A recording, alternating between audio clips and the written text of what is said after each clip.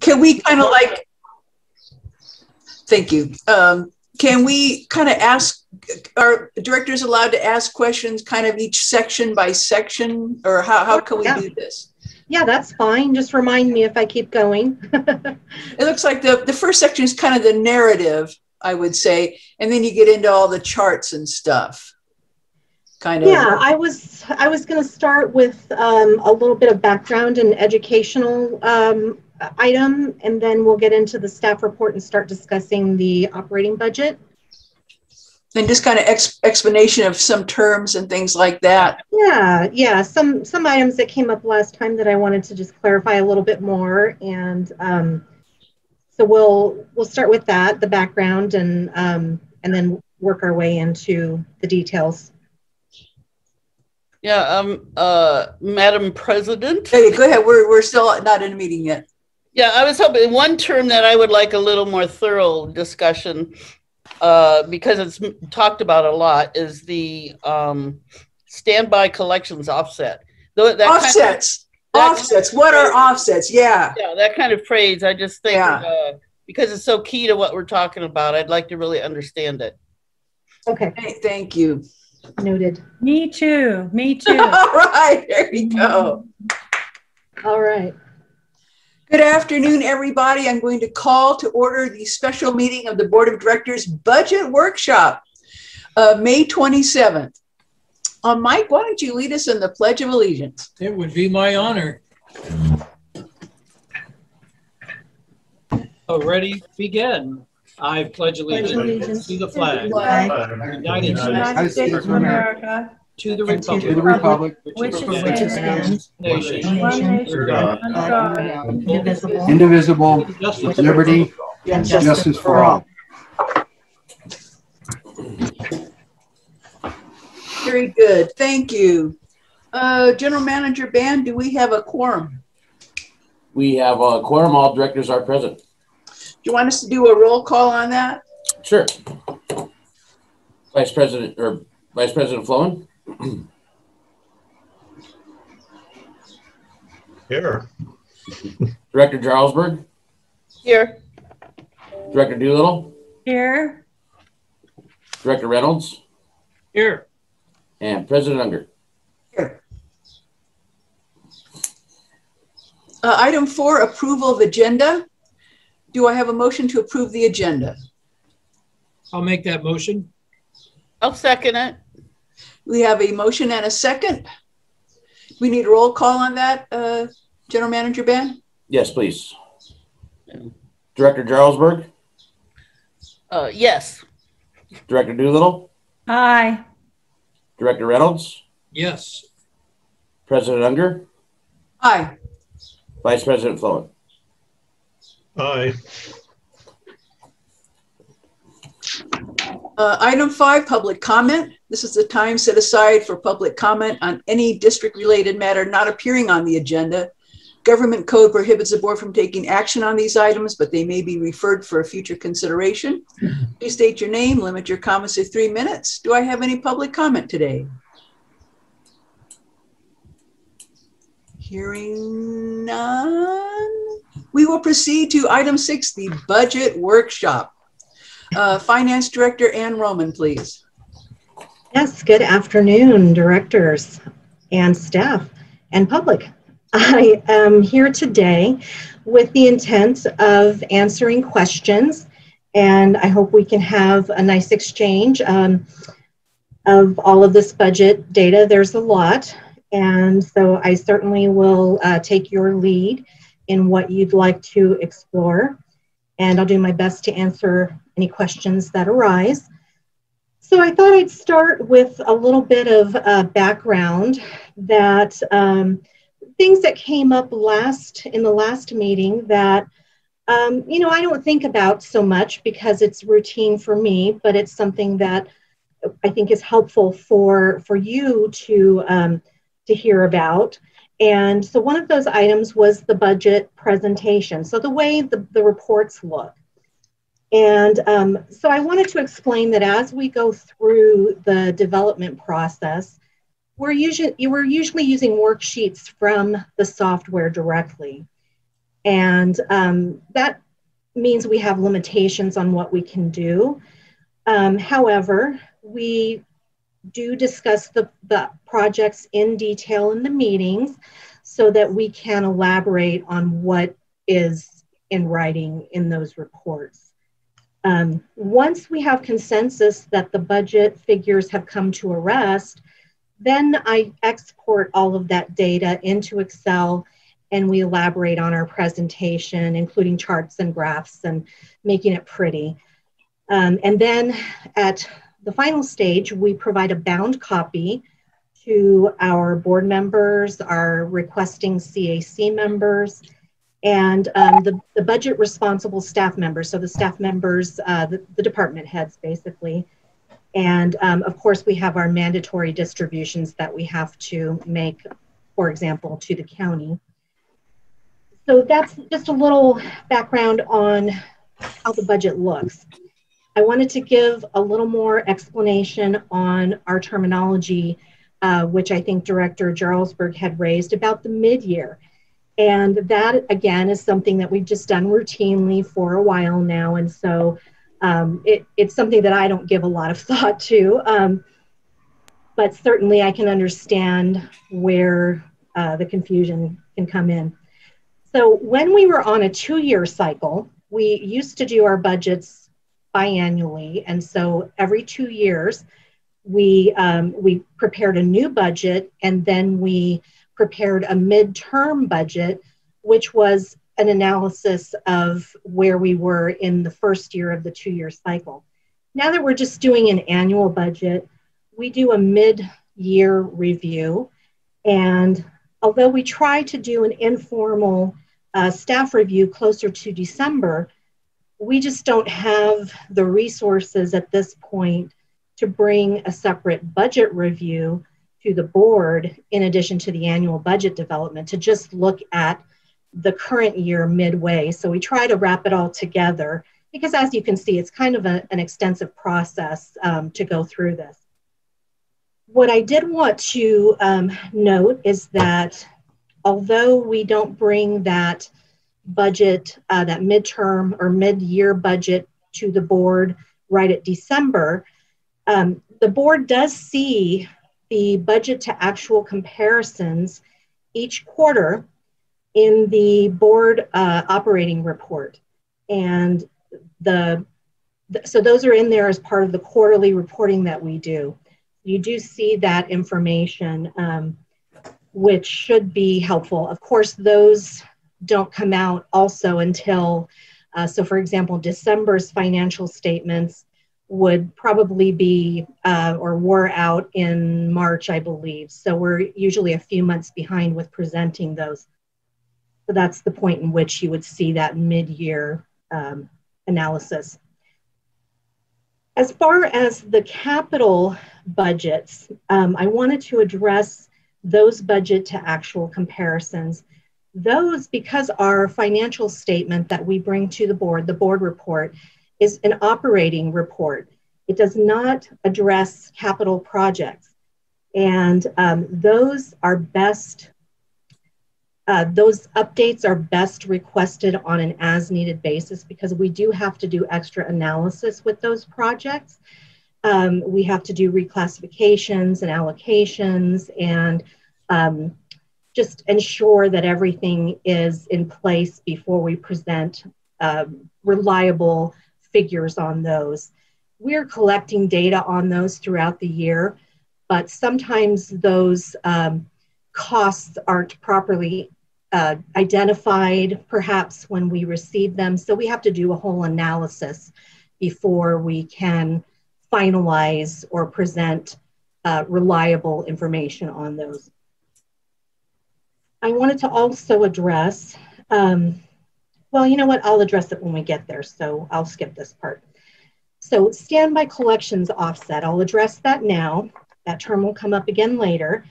And if you look in any accounting manual, you will not find that.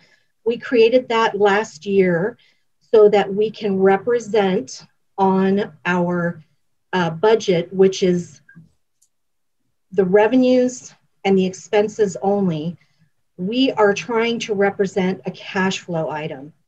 So the standby collection offset is basically saying that our standby collections are down. We're recording the revenue as it should be, but we know we're potentially not going to collect all of that revenue. So we are offsetting that standby revenue with this estimate of what we think we may not collect.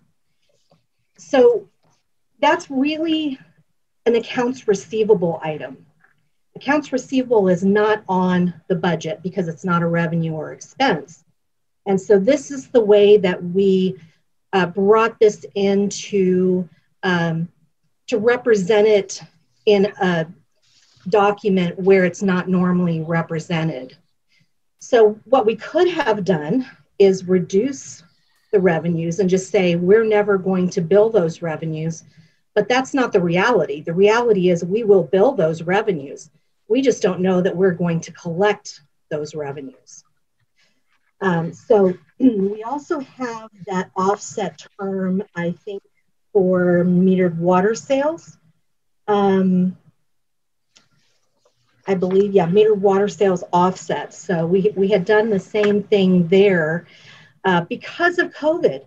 This is really why we incorporated that term and this offset to our revenues. We did not know what to anticipate when COVID began last year. We were going through the budget process when this all happened. And so we, you know, to the best of our ability, we found a way to represent what we thought would be a reduction to that revenue in a document that doesn't normally address accounts receivable issues. So questions on that? Well, Ann? Yes. How did you come up with the percentages in this number on the first page of your report, where the offset starts being referred to? Under revenues, you came up with a 6% under the metered water sales offset and a 10% under standby collections. So I'm wondering how you came up with those. Right. Well, last year when this all began, they were completely arbitrary, you know, a guesstimate, if you will. And this year we have a little more data about how our collections are going. We know that our accounts receivable is not in good shape. We're sitting on a lot of debt from customers at this point. And so knowing that we are not going to collect, last year we were guessing, this year we know we're in a situation where we're not receiving those payments. And so I just upped that a little bit. However, for the standbys, which actually have been tracking very well with collections. So in other words, because the standbys are on the property tax rolls, they are, customers are required to pay those with their property taxes. And if they don't pay their property taxes, then they're subject to a tax default sale eventually. And because of the heightened real estate activity right now, customers that want to transfer their properties are having to catch up their property taxes and thus paying the standby. So I removed the standby collections offset for 2021 as a result of knowing that our collections there are tracking well.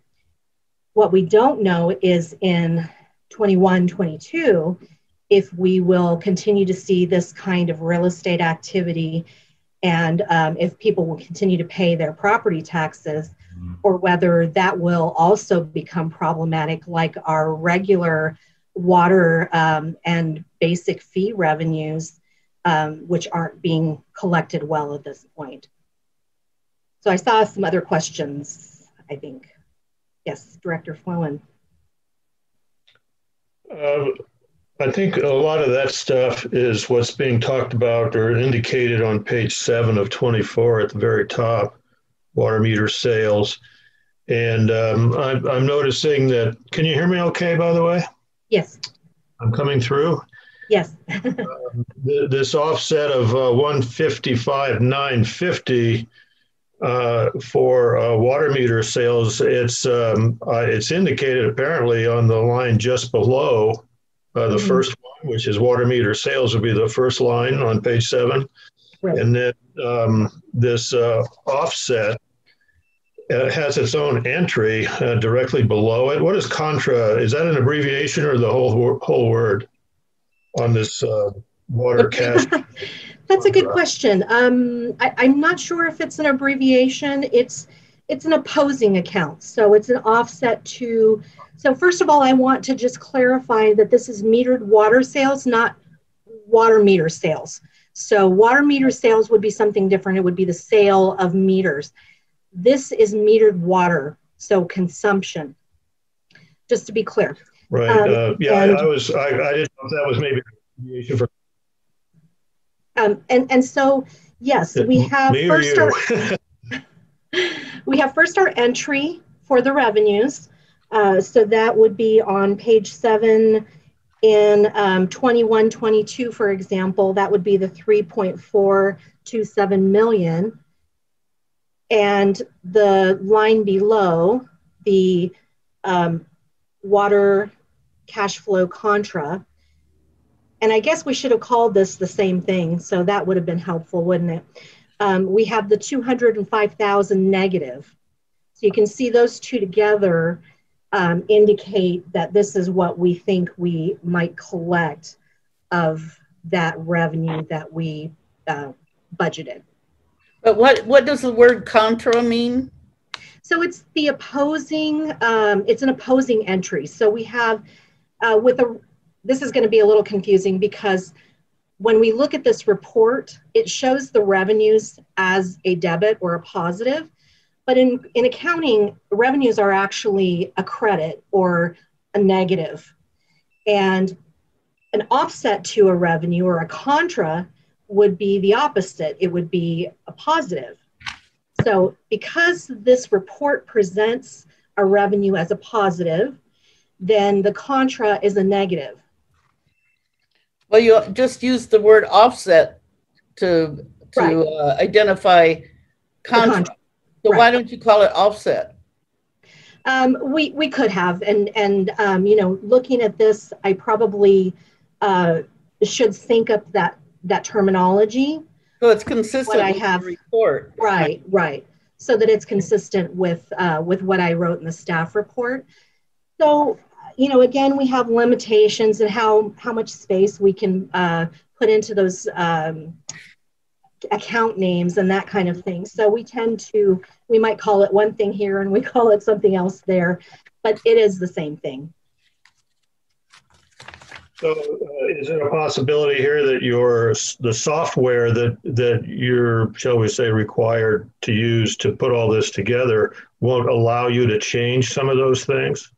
No, I can change it. I'm just limited on how much. I might have to abbreviate it, something, you know, to that effect. But again, it was a new item last year, so we, you know, we gave it the name that we thought made the most sense, but then we might call it by a nickname, for example. And so that's what we have here is just a same meaning, but different term. So I think I just need to clarify that a little bit more. Yeah, it's also 6 letters. Contra is 6 letters also. Oh, yeah. Okay. So I can change that.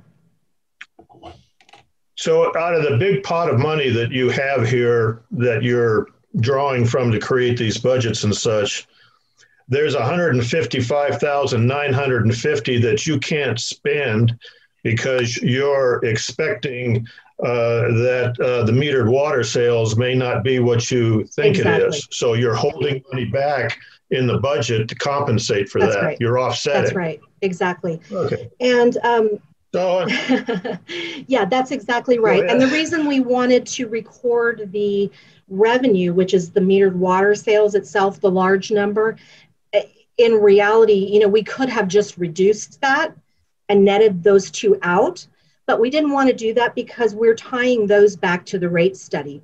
So those are revenues that came out of the rate study. And so in order to make that a little more clear and provide that audit trail, we wanted to separate them out. Seems like some of this is kind of showing your work. This is more deep accounting. Do you really think that's really understandable to the directors and what we need to do? I think that it's... there's got to be a way to tell us these things. When I think of an offset, something is offset by something. And where I actually see that taking place is on page 3 of 24, where you're talking about the operating expenses and the meter replacement program. It says, continues with the budget of $300,000 for 21-22. This is offset by $500,000 from reserve funding. Now that to me is an offset. All the other things you describe as offsets or contras, none of that makes sense to me. I'm not sure what term I would use that would make it more clear. I think that, again, there will be some things that you see here when you look at those account details that, you know, are just not going to be instinctive, I think, and we'll have to talk about them if they're confusing. You know, there are other items that just fall into more accounting terminology. And, you know, our allocations to our allocation departments, those are always confusing. And I usually tend to explain what those are about, how those work. Because, you know, off the top of your head, do you really understand what it means when we're doing allocations from a shared department back to the individual departments? I think, you know, some of these things just require a little extra. You mean like this, the way salaries are allocated? The way salaries are allocated. That one doesn't confuse me. That one doesn't. I've seen it happen across in many industries. That's a real common thing. That one doesn't confuse me. Oh, good. But seeing words that I normally use in another context and seeing them not line up with that, it seems like deep accounting stuff. Though I'm training myself. My eyes don't glaze over when I start looking at the figures. That's a good thing. I mean, it's not my normal thing. Yeah. And you know, obviously other people had trouble with some of this stuff too. So it isn't just me. So I will definitely, before we bring this to the board, I'll make some changes to the staff report so that those accounts are called out more specifically in conjunction with what they're named in the general ledger. I think that'll be helpful. Will there be offsets from reserve funding for some of these other things, like the basic fee offset we're looking at on page 224, the meter water sale? So no, that's different. That is see what I mean? So even the word offset is not consistent across this. Right. So the offset that I referred to in regard to the reserve accounts, that is basically saying we're going to fund some of those costs from the reserves. What I'm saying with the metered water sales, for example, is that we don't expect to receive some of those revenues. So that's not an offset. It will not be offset by anything. It just isn't going to happen. Right. It's going to be. I'm expecting it to be offset somewhere in this, and it's not going to be. So I felt that was misleading, and I did not. Okay. We'll fix that. Thanks. Yeah. Other questions? Go ahead. I'm gonna let you guys fight for it. On the page 2 also, as we're talking about, you know, getting a little more, let's say, not so technical information on this report, but still explaining what it's about. Maybe if you could refer to the page that we might look at, like Tom just referred to a page, but I just wasn't sure which one it was. So I was looking for page numbers along your report. Okay. Yes, in the staff report. Yeah, in the staff report. Yeah. And I'm wondering if offset, although it seems to have multiple uses in your vernacular, maybe some words like transfer or reposition, or maybe look up a thesaurus for some other words. Yeah. No. Yeah. It could be revenue reduction as well. So, yeah, I can be more clear about that. Definitely. Okay. Because I think Rebecca and I are both concerned. This is a public document, and if people, especially during a rate, increase, they're going to be looking at our budget and saying why, and what is this, and well, and in fact, we don't have to have this in there at all. It's there so that we don't overspend something that we don't spend something that we don't really anticipate receiving. We can say that we're going to receive those revenues, but the reality is we don't think we're going to receive all of those revenues. So it doesn't have to be a great way to say it. Yeah. Just tell us the bad news flat. Yeah. Yeah. We can handle it. Vice President Flowen. Back to page 2 in that first bullet. There's an indication about basic fee offsets. Mm-hmm. So back to page 7 of 24, that would be about the 1, 2, 3, the fourth item from the top.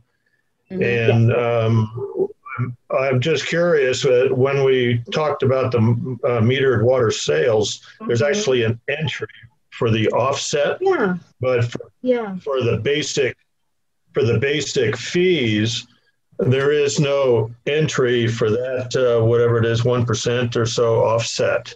And so what would the difference be there? Why do we have an entry for an offset for one and not an entry for the offset of another? Right. I think there was an account. I'm looking for it to see if it fell into the other section there. Basic fees, lost fault, station upgrade. There's a standby and a standby contra. I've got all day. Well, we're here. All day. I'll try not to take all day. Let's see. 2021 increased it to 2680. I'm looking for the figure. Oh, is it there? No comparable figure. I don't see it. Yeah, actually, I'm not seeing it. It looks like it dropped off. Yeah, I thought maybe it dropped down into the other section, but I'm not seeing it at all. So perhaps it actually dropped off completely. I was wondering if you express someplace else. Yeah, I'm going to have to look into that one. That's a good catch there. I don't see that one. So it's possible that it's just dropped off my report, unfortunately. Oh, the eagle eye flow in there. I know. Yeah. I will check that. I'll be checking that for sure. Speaking of eagle eye, I'm just suspicious on this page 2, the first bullet, mm-hmm. It indicates 1%, 20,860. Right. And I'm suspicious that might be a transposition of the numbers on. You know what? I think I increased it by 2860. So that's not the final figure, but I still don't see. Oh, water cash flow. No, I still don't see the right account. I still think there's something missing there. So I will confirm that. Because I don't see another negative. It should be a negative, and I don't see another negative. So other than the standby. Another comment that I was thinking, I've been looking at that one bullet all morning, and something that occurred to me was that who are we writing this report? Not your initial commentary here. I forget the term staff report, I think you called it. But these documents, who are you writing them for? And I've got a strong suspicion that you're not writing these for the lay people. You're writing these so that we're in compliance with the the Governmental Accounting Standards Board practices that are expressed in the generally accepted accounting practices documents that are a composition of accounting statements with numbers like 95 and 97 and stuff like that. And when our auditors come out here, one of the things that they're going to look at is our compliance with this GASB GAAP rules and regulations. That's one of the things that they do. Sure. And that's where I think there might be some limitations in how you can express things in the actual documents, because that software that you mentioned once or twice is guiding you towards GAAP. it's based on that, and therefore you can't just make stuff up on how you account for things. This is not a nail on the wall that we stick our receipts on kind of a business. It's too much money, too many accounts. So I just thought I'd mention that. I'm trying to be sympathetic with what you're trying to do while you're trying to make all of this stuff comprehensible to us lay folks. And this is really hard for us to do, but I'll understand your position and the position of your staff also with regard to all this. I'll try not to repeat any of this later. This is not the place for GASB. If that's what it is. Thank you, Tom. Yeah, I think that we run into the exact dilemma that we just discussed, which is if we start trying to come up with alternate terms to make it a little more understandable to the layperson, then we're deviating from accounting practices and GAAP and that kind of thing. So perhaps, we need to refer to, the proper term and then, extend that explanation into something that might be more user-friendly. A glossary. Glossary? Yeah. And the public part is actually the finished budget that is supposed to be public. So your staff report is not something necessarily that the public needs to see or even understand. Exactly. But we want to understand it so we understand the budget also. Right. Well, and that's the intention, is that, it pulls out those important points and discusses what is important to you as well. And, I can only make some assumptions there. And we try to address everything else in our meetings. But I can see that there would be a good opportunity by, first of all, referring to the page numbers, as you suggested, and definitely trying to get some of that terminology synced up. So, at least that is a good starting point, and whether we can really, simplify it more than a certain level, I don't know that we can do that so much, but it will alleviate some of the confusion at least. Yeah, I think we also have to acknowledge what a weird year this was, and trying to do a budget in this year. Good luck with that. So, so you have last year, it was even worse last year. We didn't know what was going on. Trying to put a budget together in the spring for the 2021 year, that was really hard. And but we did it. And I think we just need to be able to know what you're talking about. And I think that we do need to move on. But the bottom of the page and the little green box is probably the biggest, most egregious example of gov speak ever, trying to explain this. Revenue replacement for the provision of government services to the extent of the reduction in revenue due to COVID-19 public health emergency relative to revenues collected in the most recent fiscal year. I read it over several times and finally got what they're looking for. Yeah. And that will be coming through. But yes, we understand that we're going to have to say this is what we would have got in the last fiscal year, the 1920 year. This is what we lost, and be able to justify it, certainly. And unless there's any other questions, please, on page 2, we really need to move on. We're going to be here till 5 o'clock. No, I understand. But one more question. Why did we go from 2 years to 1 year? You said that you used to be able to go do the budget every 2 years. Yeah. It was really about the same amount of work trying to revise it in the middle of the 2-year cycle.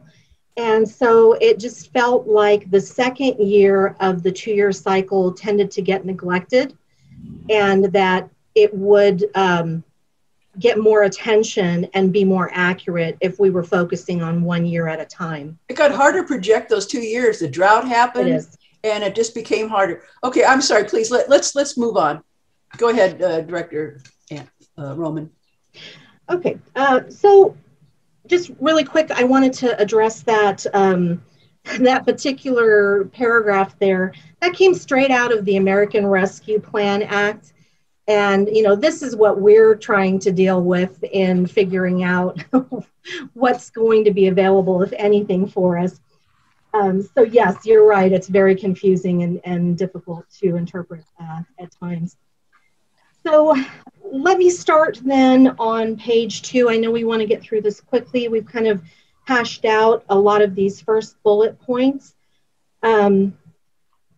Getting back to, well, I may as well say it here, the American Rescue Plan Act. I did a webinar last Friday on that, and the news is not positive at this point. They are saying that with the guidelines that have come out, water revenues are excluded. Water revenues, so they're looking at, you know, like TOT, that kind of thing, property tax revenues.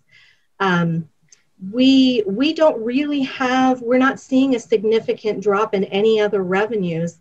And in fact, it's not even our revenues that are dropping, it is our accounts receivable that are increasing. And so technically, even if water revenues were included, we would not be able to say that they dropped. They've actually gone up, I think probably because of folks staying home due to COVID. So, so it's not looking good right now, but we'll continue to follow that. And I know Mark is also looking into another aspect of that ARPA, which is the infrastructure piece. There seem to be some monies perhaps available for infrastructure work. So we'll definitely pursue those areas. I think the state government will have some stuff for water. At least that's what I got out of Aqua. Yeah, that's going to be in there. Yeah, I hope so. I hope that they come back with some clarification that might include us. And I know that the CSDA is also running a campaign to try to, you know, get some assistance for special districts. So we'll see what comes of that. And this is where revenues is, like you said before, sometimes it's a minus, sometimes it's a credit. It's a receivable, but it hasn't been collected. Right. So we always, when we bill, for example, every month we bill all of our customers, that's a revenue that we record. What we actually receive from the customers in payment of those bills is our accounts receivable. And we're not getting those payments. So, all right. So on page 3, moving on, we're into the expenses section here. And we'll talk a little bit more about the adjustments. I addressed these in our finance committee meeting. Mm-hmm. Same items. I've just isolated these to the operating budget so that we can focus on that. And so the first one is the $25,500 move from the Cassell software budget, which is a project that we have since abandoned. And we are applying that to GeoViewer maintenance fees. And we have also a $155,000 debt service payment from the Morongo Basin pipeline that was in 2021 for that amount, but it is now deferred to 21-22, and I believe it's actually $134,000 in 21-22. We'll talk about that when we get $132,410. We'll talk about that again when we get into that section. So we have further operating expenses. Wanted to point out that our rate study includes a 4% CPI increase, and our increase from the 21-20 for the 21-22 operating budget is about 4.3% over the original 2021 budget. The water recharge program is continuing with a $571,000 funding allocated versus $691,000 that we had designated in the rate study. That should yield us about 858 acre feet, which was based on the published rate that I was able to find, a not to exceed rate of $665 per acre foot for Billings in 21-22. We also have the meter replacement program, which continues, and our budget, our estimated budget of $300,000 for 21-22 is, here's that word, offset by $500,000 in reserve funding designated in the rate study. Again, I don't want to confuse things, but here we have a cash flow item. That $500,000 reserve funding is a cash flow item, really, and so it's a little bit confusing when you incorporate it into the regular revenues and expenses like we are. But we do anticipate that this program will be over budgeted, which means that we should have some excess funds once we get to the end of that. We know we started late because of COVID, and so we're not sure exactly when that's going to complete, but when it does complete, we'll bring that excess funding issue to the board, either as part of the reserve policy that we need to address, or just in by itself. So we'll definitely address that and see where those funds need to go.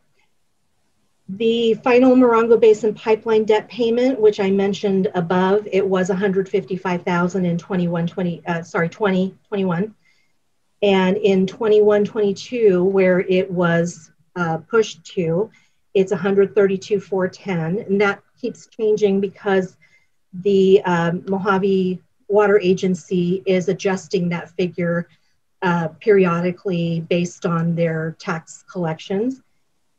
So that is the latest figure that we've gotten from them. That is something that was not in the 21-22 rate study because it was deferred from the prior year. And we don't know at this point, I haven't heard anything, and Mark can address this if he perhaps has heard something, but in terms of operating and maintenance costs, once this debt is paid off, we haven't heard anything about whether there will be operating and maintenance costs that will be allocated to us. I assume that if there are any, they will be handled through the water rates. But I also understand that the Mojave Water Agency still has their bonded debt number 2, and that is on the property taxes and will continue and does include some component for operating and maintenance. What's IDM? IDM on there? IDM, it's Improvement District M. It's is what it was called. District? Yeah. Oh, okay. Yes. Then we have included here the accelerated payment. Again, another terminology issue. I have in parentheses here what CalPERS actually calls this is an additional discretionary employer contribution. But what we're doing is accelerating our payment of the CalPERS unfunded liability at a 15-year amortization level. And that increases our annual payment by $26,000, which is not a huge amount, but it could yield us some nice interest savings if we're able to maintain that for 15 years. And that amount would be about $140,000. I have a little more information in the slide if we want to talk about that a little bit more. Same slide I presented at the Finance Committee, but if we want to get into that detail. I also mentioned that this budget does not include an early payoff set aside for the CIRP loan. It is that loan can be paid off as soon as 2025, but that would require us to set aside an additional $370,000 per year approximately until then. And that would yield us about a $392,000 interest savings, which is significant, but so is that additional set aside that would be required. If we were to pay it off early in 2028, which is the 10-year mark, that would require us to set aside an additional $153,000 per year until then, and yield us about $117,000 in interest savings. So this is something we might want to bring forth as a separate discussion at some point. I'm sorry, were those recommendations or just for your consideration about the CalPERS early payoff? I know this has been discussed for a couple of years, both of these. Yes, we tried to include it last year and we ended up taking it out because there just wasn't really room for it in the budget. However, I won't say that we're in a better position this year to do that, but I think that it's such a small increase that really would be worthwhile for us. I would recommend that. Again, you know, we may want to have a separate discussion on that if that's a concern. As far as the CIRP loan, that is something that I heard several times from Susan that when the loan was originally discussed and approved, that there was talk about paying it off early, or there was some, you know, some interest expressed in paying that off early. And, you know, that certainly, it sounds like a great idea, but the reality of doing that is what we're talking about and how challenging that may be. So again, something we can discuss still over the next year. We can start next year. We can, you know, we have some options there. Would we need to include it in this year's budget though, if we're going to do the CalPERS payoff? I mean, it's 26,000. It's not a lot. It's the CalPERS is in, the CIRP is not in. Oh, okay. Yeah. That was not clear. Oh, okay. So the CalPERS accelerated is included. Okay, so this is and part no of early payoff for the CIRP, right? Oh, so the CalPERS is the small one. The CIRP is the big one that we really, you know, need to discuss in more detail, I think, and how that will impact us. You know, having to set aside those. That's a lot. I mean, basically, we're looking at having to dip into the reserves for that. I don't see how we could cut our budget in order to set aside that kind of money. So, yeah, so that's those two are, they're both for your consideration, of course. I can take the CalPERS out if that is something that the board chooses not to do. I couldn't find that in like all those, like the different pages, the lines and stuff. Where? No. It's part of the payroll taxes. It's actually in at the end here. I can tell you where it is, but you still won't be able to tell because it's in there with our regular contribution. Okay. That we pay throughout the year. Yeah, we don't have a line for every expense in detail. We do in the capital budget. We don't in the operating budget. Okay. We would have thousands and thousands of lines. So any questions about that operating expenses section before I move on into the salary piece? Who haven't we heard from out there? Director Reynolds, Director Doolittle, any questions? Not for me just yet. Okay, let's move on. Yeah, none for me. I'll have some shortly. Okay. So moving into salaries, I've got my normal little disclaimer there that I've brought forward about how we allocate those salaries among different departments because employees are doing different tasks that relate to those different departments, and also about how we collect the compensated leave separately from the salaries. So the compensated leave is considered a benefit, and so we back that out of the salaries, and that goes into the benefits department. In regard to adjustments and amendments, the item that I mentioned here, the Public Information Associates compensation, we actually have some news just in on this, and so this is going to be changing a little bit. But let me first move on to the other item that was adjusted, which was the vacant salaries for the distribution, finance, and customer service positions. Those were adjusted to temporary labor to cover the temporary employees that are being utilized in place of having those regular employees in place. So backing up to the Public Information Associate, we, well, I'd like to maybe give Sarah an opportunity to address that a little bit. We have I think it was last year, we went ahead and added this into our salary budget, and we were going to go ahead and work on a job description and hiring for this position. But we've since come to the realization with some legal counsel that we can go ahead and keep our independent contractor on, and we will not be moving forward with the recruitment for this position. So that's the only change. So I'll be adjusting that before we bring this final budget to the board. So again, this is dynamic. It's changing every day. So yes, yes, ma'am. The term temporary labor, are they paid salary or are they 1099? They're I believe they receive a W-2, but through their temporary agency. We pay the temporary agency.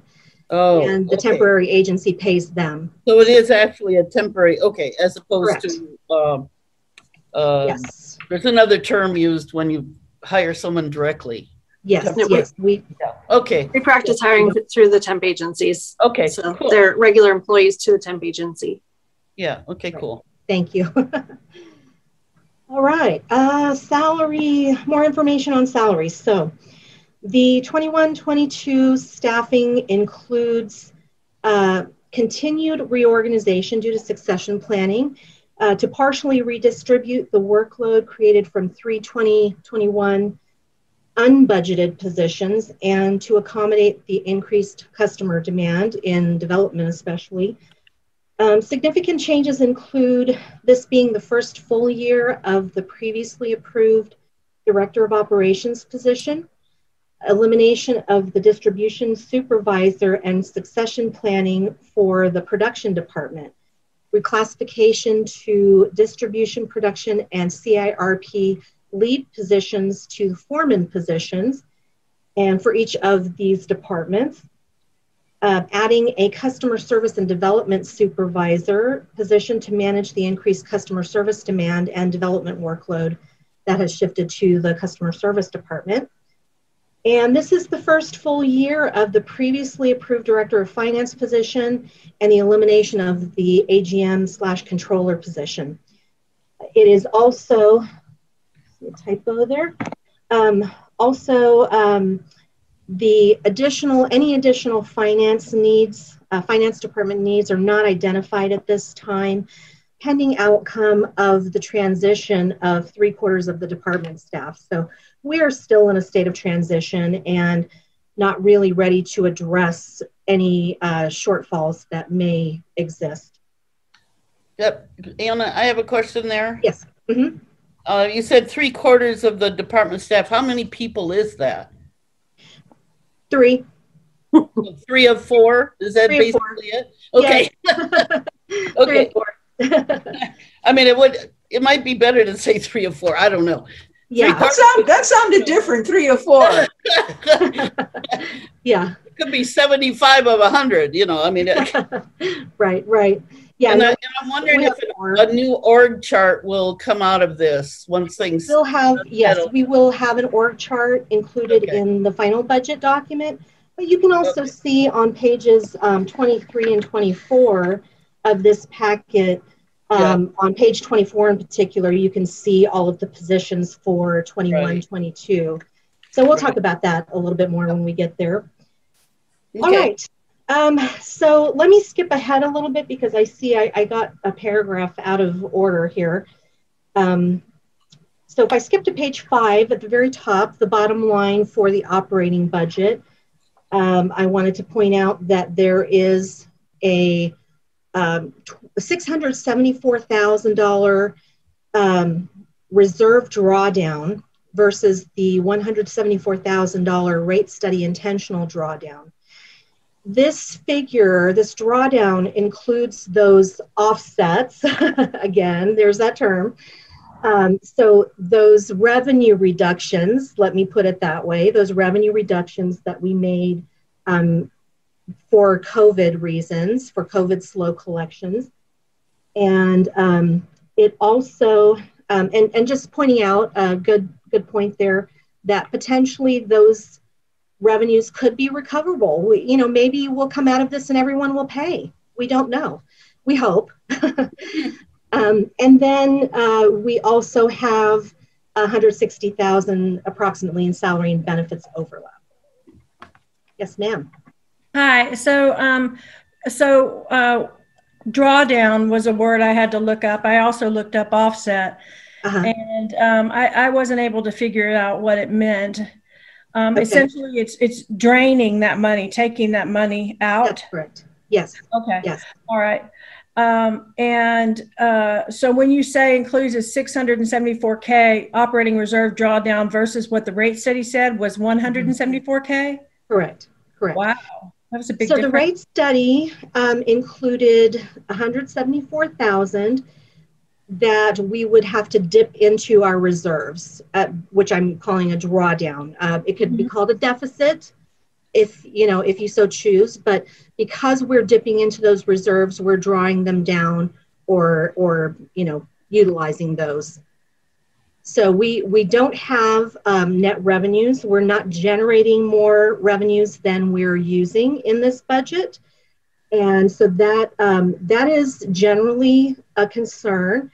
It is when the rate study has included it, it is not really a concern. It's planned. However, we are above that level. There are specific reasons that is occurring. And so that's what I was pointing out there, which is the fact that we've reduced our revenues for metered water sales and standbys, thinking that we won't necessarily collect them all. If we made those reductions to the revenue directly without using the offset, we would have the same result. But again, drawing down based on the fact that we think we won't be able to collect all of this. And then the fact that we have about $160,000 in salary and benefits for succession planning purposes, that is not a routine or recurring expense that we would expect. So I think those are important. What does overlap mean? What does overlap mean? Something I wrote or something I said? I'm sorry. It's something you wrote. Benefits overlap for succession planning. So you're saying just for this year, this fiscal year. Got it. Okay. So right. Yes. So we have some redundancy in the budget for positions that are training with one of the folks that is slated to potentially retire. So does that help? Okay. Any other questions on that before I go back to the capital summary? So are you saying it's succession planning for one person? For one person that I'm aware of, yes. It's $160K in salary benefits overlap for succession planning. Okay. Correct. Yes. Ann? Yes. In the first sentence, you're saying one drawdown versus the other drawdown, an unplanned one as opposed to a planned one, and the difference is $500,000. Does that refer back to $500,000 that's mentioned on page 3 of your report. The water recharge program continues. Wait a minute, not that one. The water replacement program continues with a budget of $300K. This is offset by $500K reserve funding designated in the rate study. Is that related? No, it's not. Is it a coincidence? It's $500,000. It is a coincidence. Yes. Yes. So what happens to the difference in the 500? You said it includes 324 offset, but there's still then 175 left. Right. So that is, so we have 324,000 plus the 160. So what do we have there?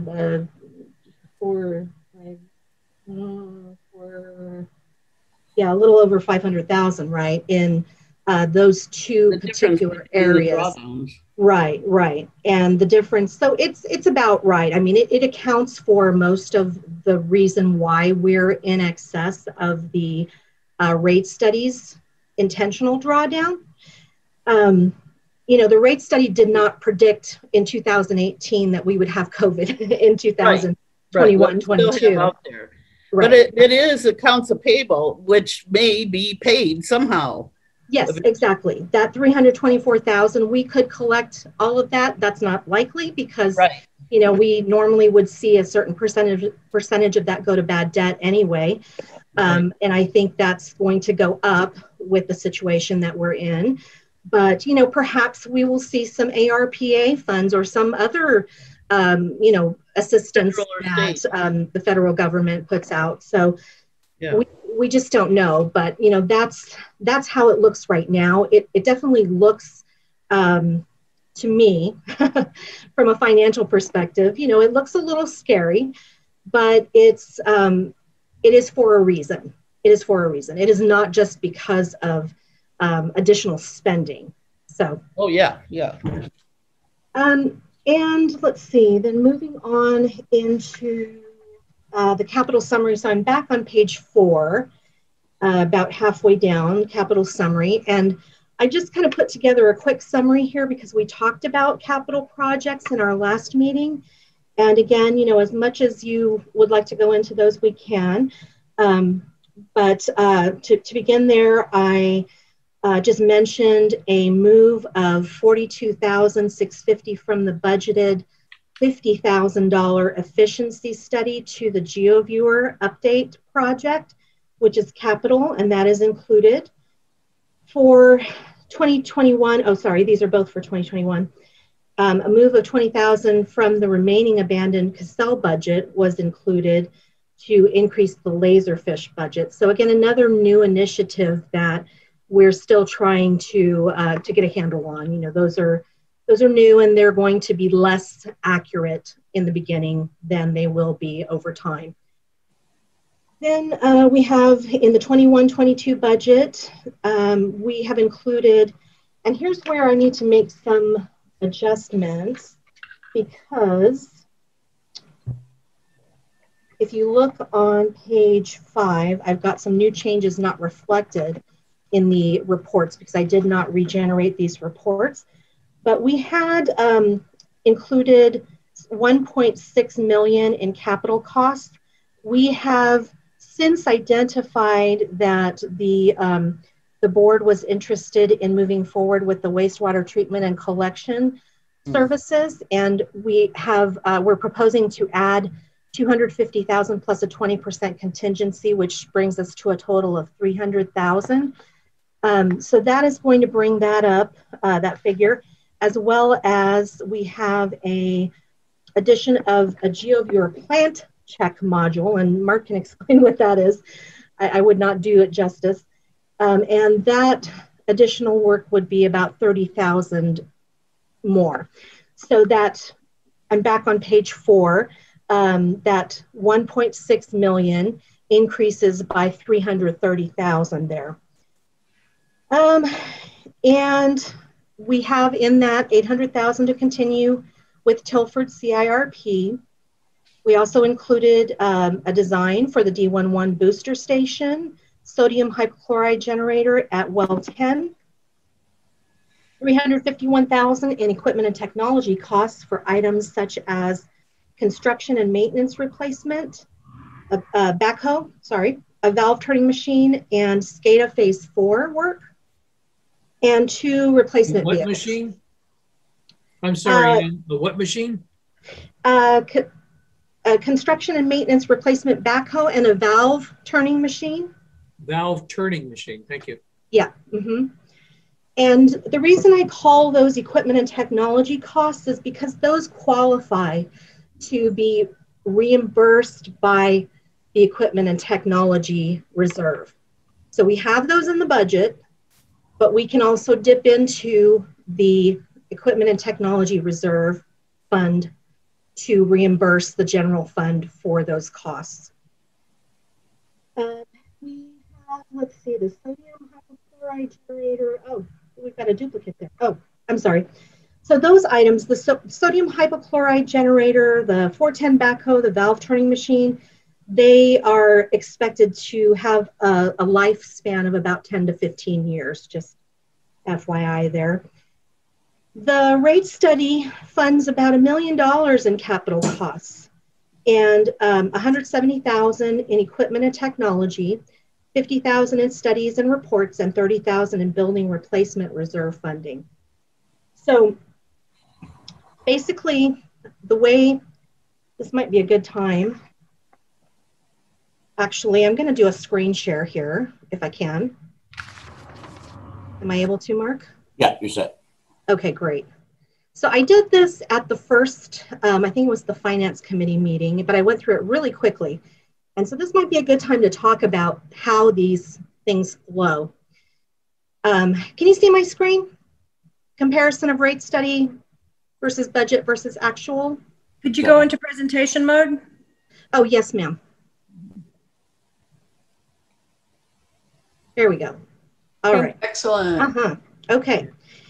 So in column 1, we have the rate study. The rate study is a 5-year cycle. We did our last one in 2018. So it's a projection. We gather all the information that we can gather at the time based on the knowledge we have at the time. And rates are set to cover the projected expenses and any specific reserve needs. So if we have reserve balances that we need to increase, then those are specifically incorporated into the rates so that we can increase those reserves. The expenses are based on, with this rate study, a 4% escalation to the operating costs. And just a note here, the 2018 rate study excludes the CRP loan early pay down, the CalPERS UAL, the unfunded accrued liability, and the CIRP crew salaries. So the rate study actually sets aside $1 million in this year, 21-22, that is for capital work. And that really is absorbed by our CIRP program, leaving minimal revenues to be used for other capital work. So that's why you see some drawdown happening with the reserve funds. We're having to dip into those reserve funds in some cases to fund extra capital work, basically, that we may need to do. So again, in column 1, if revenues exceed expenses, then net revenue is generated. That's an increase to the general reserve balances. And you can see on my numerical example here, we start with $7 million, for example, in our revenues. Let's assume that the expenses were included at $6.5 million in the rate study. These are just fictitious figures. That leaves us with a net revenue of $500,000 that would flow into our reserves. So let's assume that our operating and cash flow reserves start at $3 million and we add that $500,000, we're now up to $3.5 million in our reserves. Now, when we move into the budget cycle, which is in column 2, This is our annual cycle. And again, it's a projection based on the best information that we have available at the time. And it's more current, it's more accurate than the rate study, especially the further we get from the date that the rate study was performed. So we're starting here with an example of 7.2 million in revenues. So we're pretending that we actually have more revenues than what the rate study predicted. And we also are assuming that our expenses are more than what the rate study predicted. That leaves us with a deficit or drawdown of reserves of 200,000. So again, if we take that same 300,000 sitting in the bank in reserves and we incorporate that $200,000 drawdown, it brings us to a balance of 2.8 million. Then we have in number 3, actual, or what I call reality. So this is, again, our annual actual costs or actual figures. Our revenue, we're pretending here, this is 7.1 million. When we finished the year, we budgeted 7.2, but we actually incurred recorded 7.1 million in revenues. And we only incurred 7 million in expenses versus the 7.4 million that we predicted in the budget. So in this scenario, we come out with an increase, a net revenue to the general reserves of 100,000. And so taking that same $3 million in the bank, we add 100,000 to it. And so this is our real final balance. So again, remember, the rate study is a projection, the budget is a projection. This is what matters. The actual, the reality is what is happening. So hopefully that helps a little bit with how these figures flow. So we start with the rate study as a basis, then we do our budget, and then the reality is our actual. Any questions about that before I go back to my staff report? I'm wondering when that reality might be. Is it 3? Is it, you know, if the year ends in December, then is the reality not available till March? So the fiscal year end is June 30th, or whatever the end of the year is. Yeah. Right. The fiscal year is June 30th, and so we do have cash. This is a cash scenario here at the bottom, where you see that that difference between revenues and expenses come into our cash accounts. And that will happen as soon as we're done spending for the fiscal year, which actually happens in, so this is where it gets confusing too. We, of course, the spending is through June 30th. In July, we accrue invoices and expenses back to June per accounting requirements. But those are not cash expenditures until the following fiscal year. So we have a difference there now between cash and accrual. And so that gets a little technical. But this is the basics of it. You know, this is, so once the year ends, that's where we know pretty quickly thereafter what our revenues and expenses were for the year. So it could be a month or two, though. Yeah. To get all the pieces. It takes a while for the invoices to straggle in, you know, that kind of thing. So this is part of what we do during the year-end process. We're trying to communicate with vendors and get all of our information collected. So. And then that's when we decide what the rate increase is. No, the rate increase is already predetermined from the rate study. So it's a 5-year rate increase. So we actually just put that into place automatically. It's in our rules and regulations.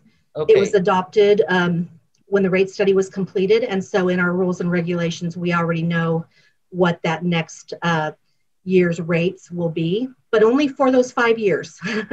So 5 years at a time. So the reality is the rate that we've decided on, plus any adjustments along the way. Right. Yeah, so if we find out, so if all of a sudden we have a new source of revenue, then our reality is going to be different. Our reality is going to be more. If all of a sudden we have more expenses, then our expenses are going to be more. The reality changes as we get further away from that rate study. Those predictions become less accurate, and so we're then having to adjust to what actually happens. So does the rate ever go down? That's up to the board. Well, I mean, if we come out, with profit or so-called profit. It has gone down in the past, many years ago, and I think Director Reynolds might have been on this board where they decided not to increase the rates. They said we had the increase, but we're doing good. We're not going to do the escalator this year. So it has happened. It has happened. Yeah. And really, what happens is when we do that rate study, we'll have different scenarios that we'll bring to the board, to the CAC and to the board, I believe, to explore. And, there will be a best management practices scenario, which will be full cost recovery. And there will be other scenarios that perhaps are not full cost recovery. So it will be up to the board then to decide which direction to go.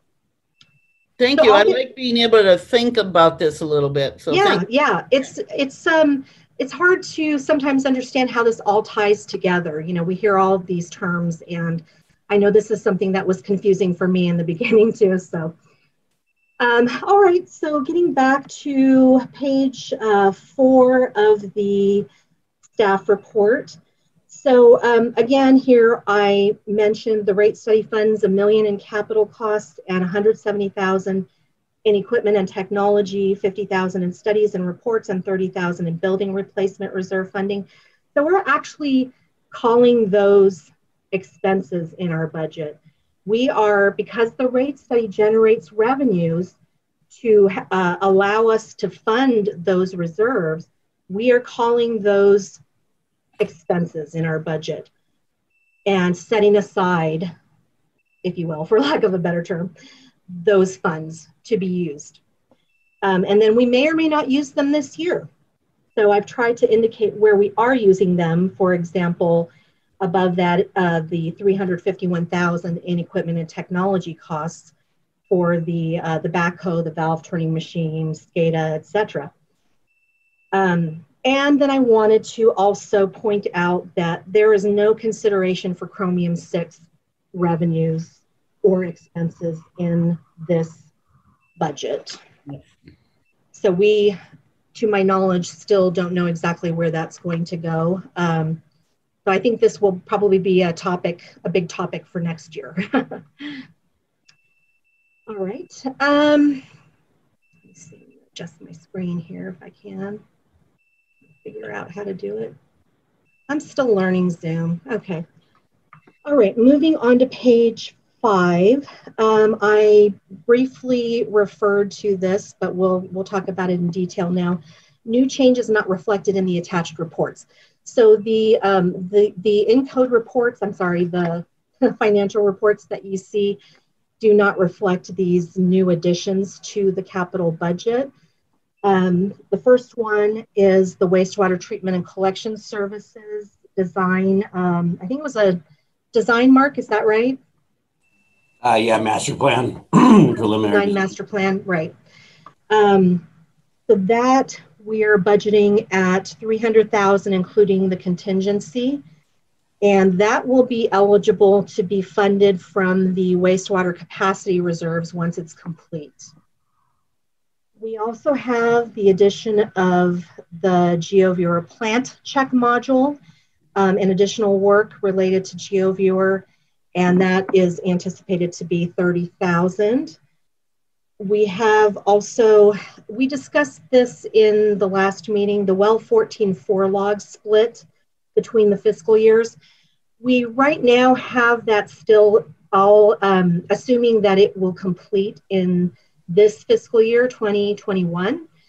But we are starting to think that perhaps some of it will get pushed into 21-22. So I know Mark is still working with staff to determine what that split may look like, and we'll make that adjustment before we bring the final budget to the board. I actually, again, I feel sort of like a news desk because, you know, this is the problem with finances. They're always changing. There's always new information. And so earlier today, I realized that we probably need to also include an adjustment for our payroll software. So we actually are able to, or required to, I should say, per GASB 96, the subscription-based information technology arrangements, we are able to capitalize costs related to implementation of a program. And I will let you, or I'll let Sarah address this if you'd like to hear a little bit more, but basically our payroll software that we have been using, Paychex, has been problematic for us. And we're actually looking into a different software that will come with, although the annual costs will be the same, it will come with some upfront costs and will reduce our personnel other budget to help offset, again, to help mitigate some of those extra costs. So we'll reduce that by $5,000, but we'll add a capital project for about $10,000 to cover those implementation costs. And so if you would like to know a little bit more about that, I know Sarah's been working with them on, well, we've both been working with them, but she's leading this project. So if you have any questions about Paylocity, but I'll bring that in the final budget that we bring forth to the board. And of course, that change to the public information situation, I'll reflect that as well. Okay. We're still viewing your screen, the comparison of the rate study budget. Let me stop. Okay, sorry about that. Okay, everybody's back now. Okay, so the other item that I wanted to point out that's not reflected in on page 6, we have some projections, but we did not reflect the pending reimbursement from the water capacity fund to the capital reserve fund for Saddleback. We're at a point where we can move forward with that transfer. I will bring it to the board along with the other reserve transfers proposals, and that'll be sometime after the beginning of the new fiscal year. I do that as part of the audit preparation process. We'll bring that forth at that time, but that's expected to be about $752,000, which is close to the balance that we actually have available in that water capacity fund at this point. So that will basically deplete that water capacity fund at this time. And any future CIRP projects, Tilford, for example, when we complete that next year, we will, we'll be creating a receivable situation between our water capacity account and our general, and our general fund. So we won't get into that. That's too technical already. Sorry about that. So just wanted you to know that when you look at those projections on page 6, that is not reflected there. Okay, then we have an update to the total figures here on page 5. We have attached proposed 21-22 budget includes the $674,000 operating reserve drawdown, or depletion, or whatever, however we want to describe that.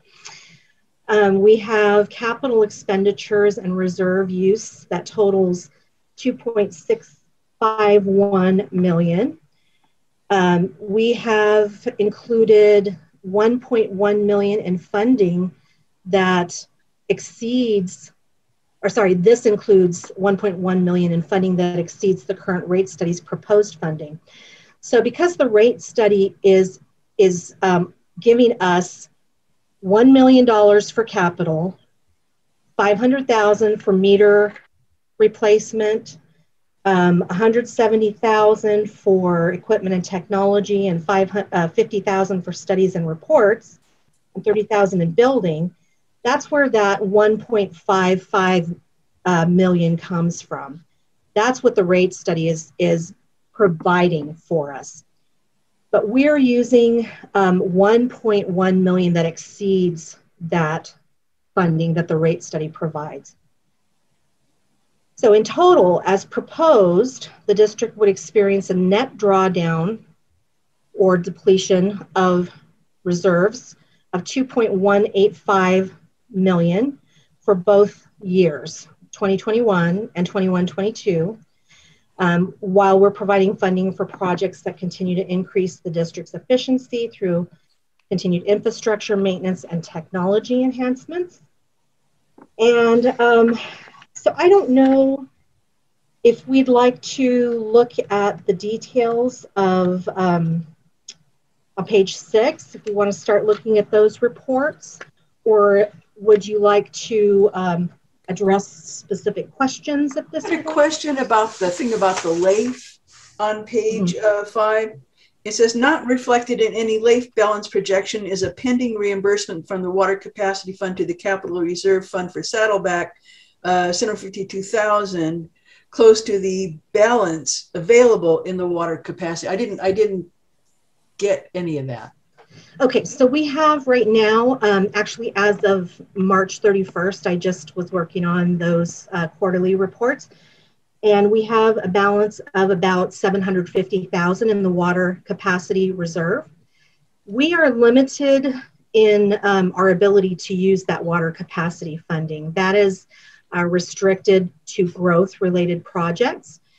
And the Saddleback project does qualify partially for that use. So we will do a calculation of the cost of the Saddleback project versus a percentage of it that applies to growth or expansion, and we will reimburse from, or unrestrict, I guess I should say, from the water capacity fund. We'll unrestrict those funds because we've now completed a project that meets the criteria to use that funding. We'll unrestrict it and transfer it into our general reserves or into our capital reserves, either one, whichever the board chooses. But is this funding that's held in LAIF, the local agency investment fund? Yes. So it is restricted.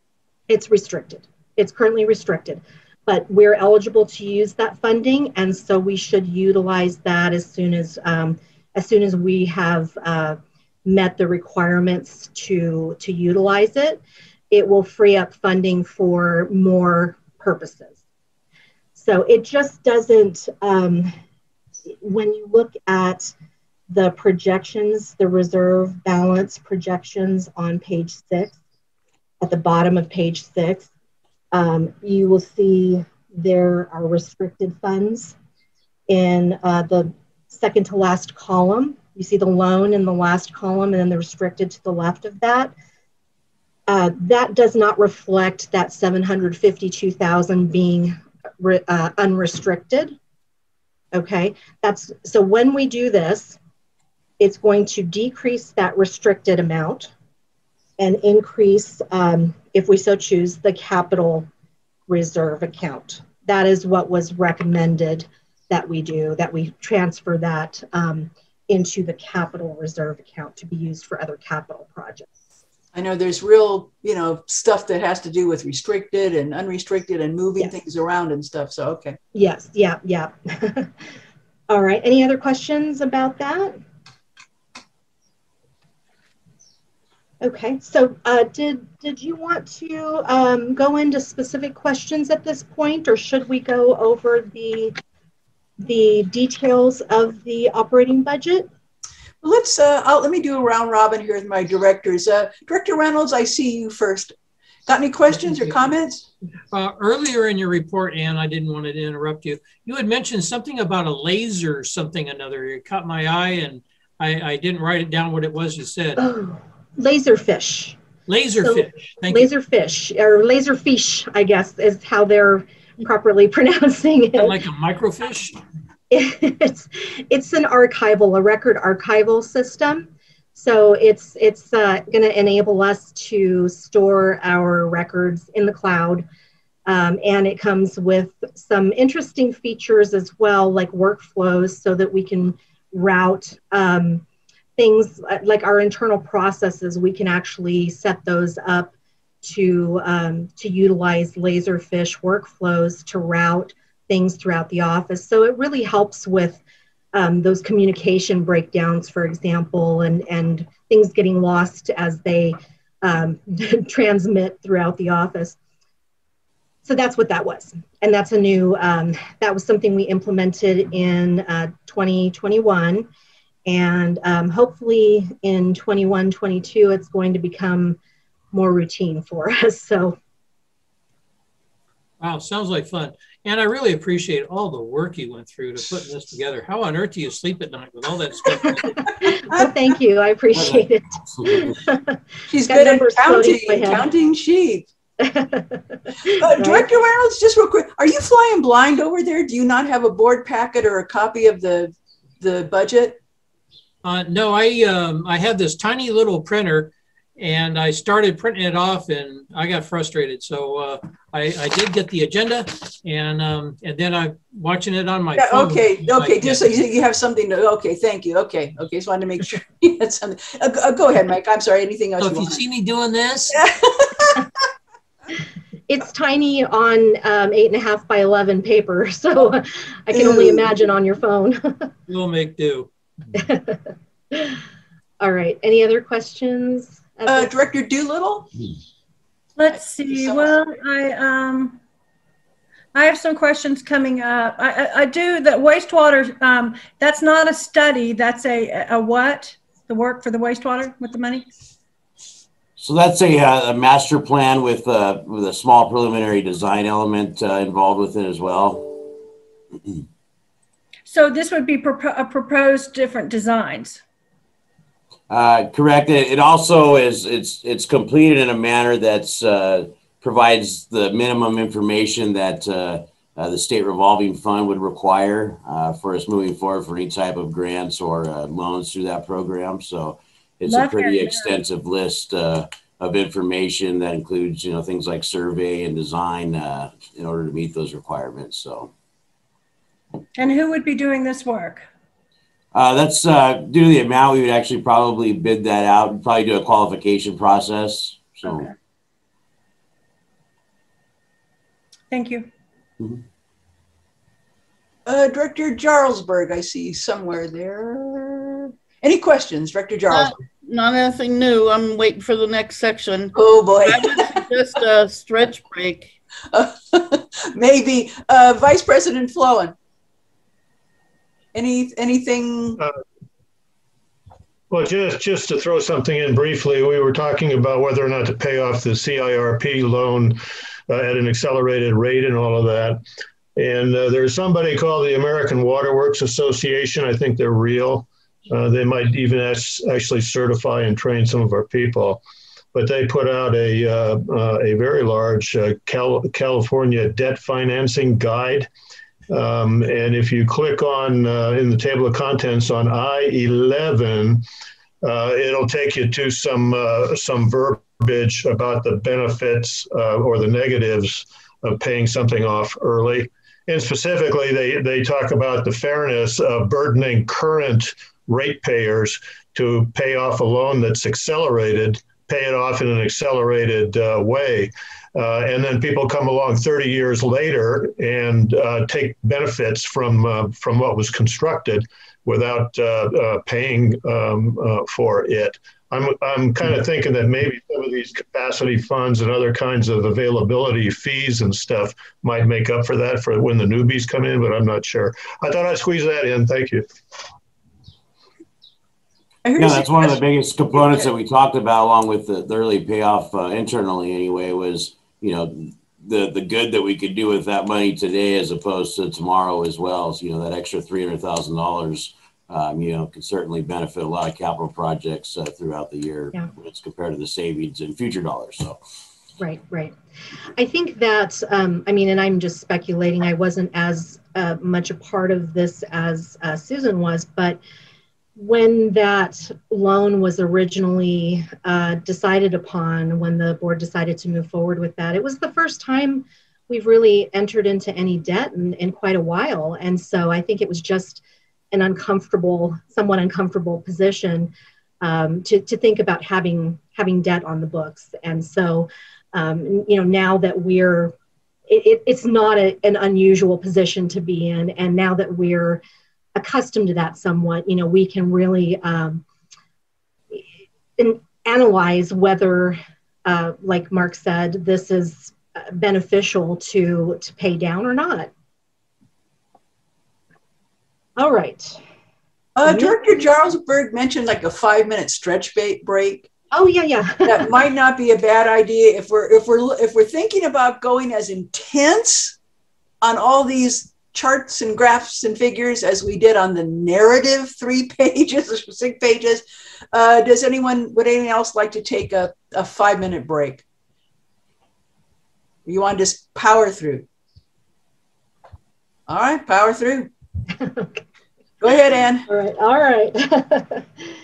All right, so I'm going to, I will put up my PowerPoint just so that we have something to refer back to, because I did update some of these.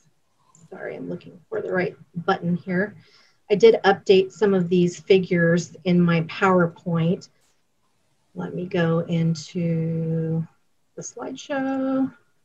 Can you see my blue budget PowerPoint? Yes. Okay. Yes.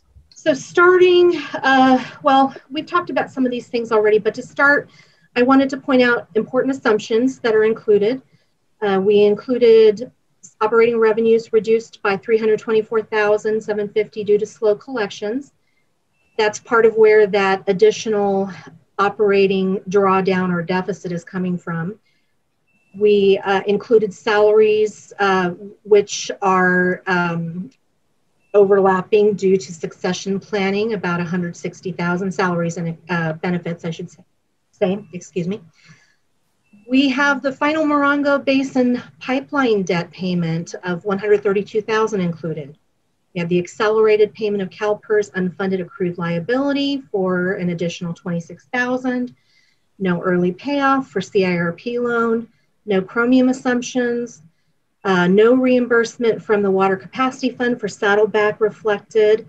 Roughly that will total about 752,000 and create, okay. So at the time that I prepared this slide, I thought it would create a receivable from the Water Capacity Fund. I thought it would exceed what we had in the Water Capacity Fund. We are just about even now. So, so that's good. So we actually have that funding.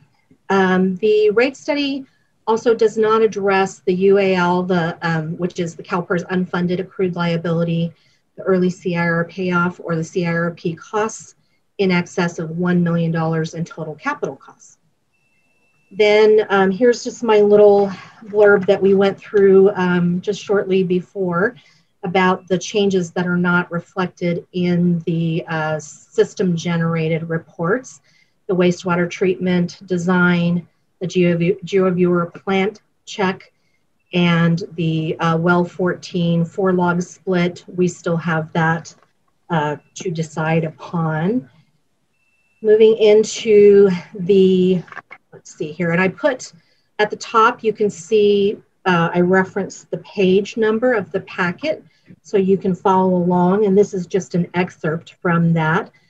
But you can see here that our update down at the bottom, added 330,000 to the 21-22 capital total, and increased that to 1.976607.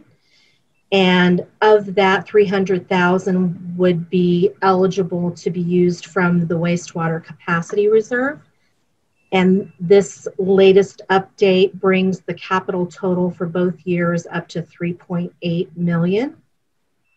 So, I'm sorry, was there a question?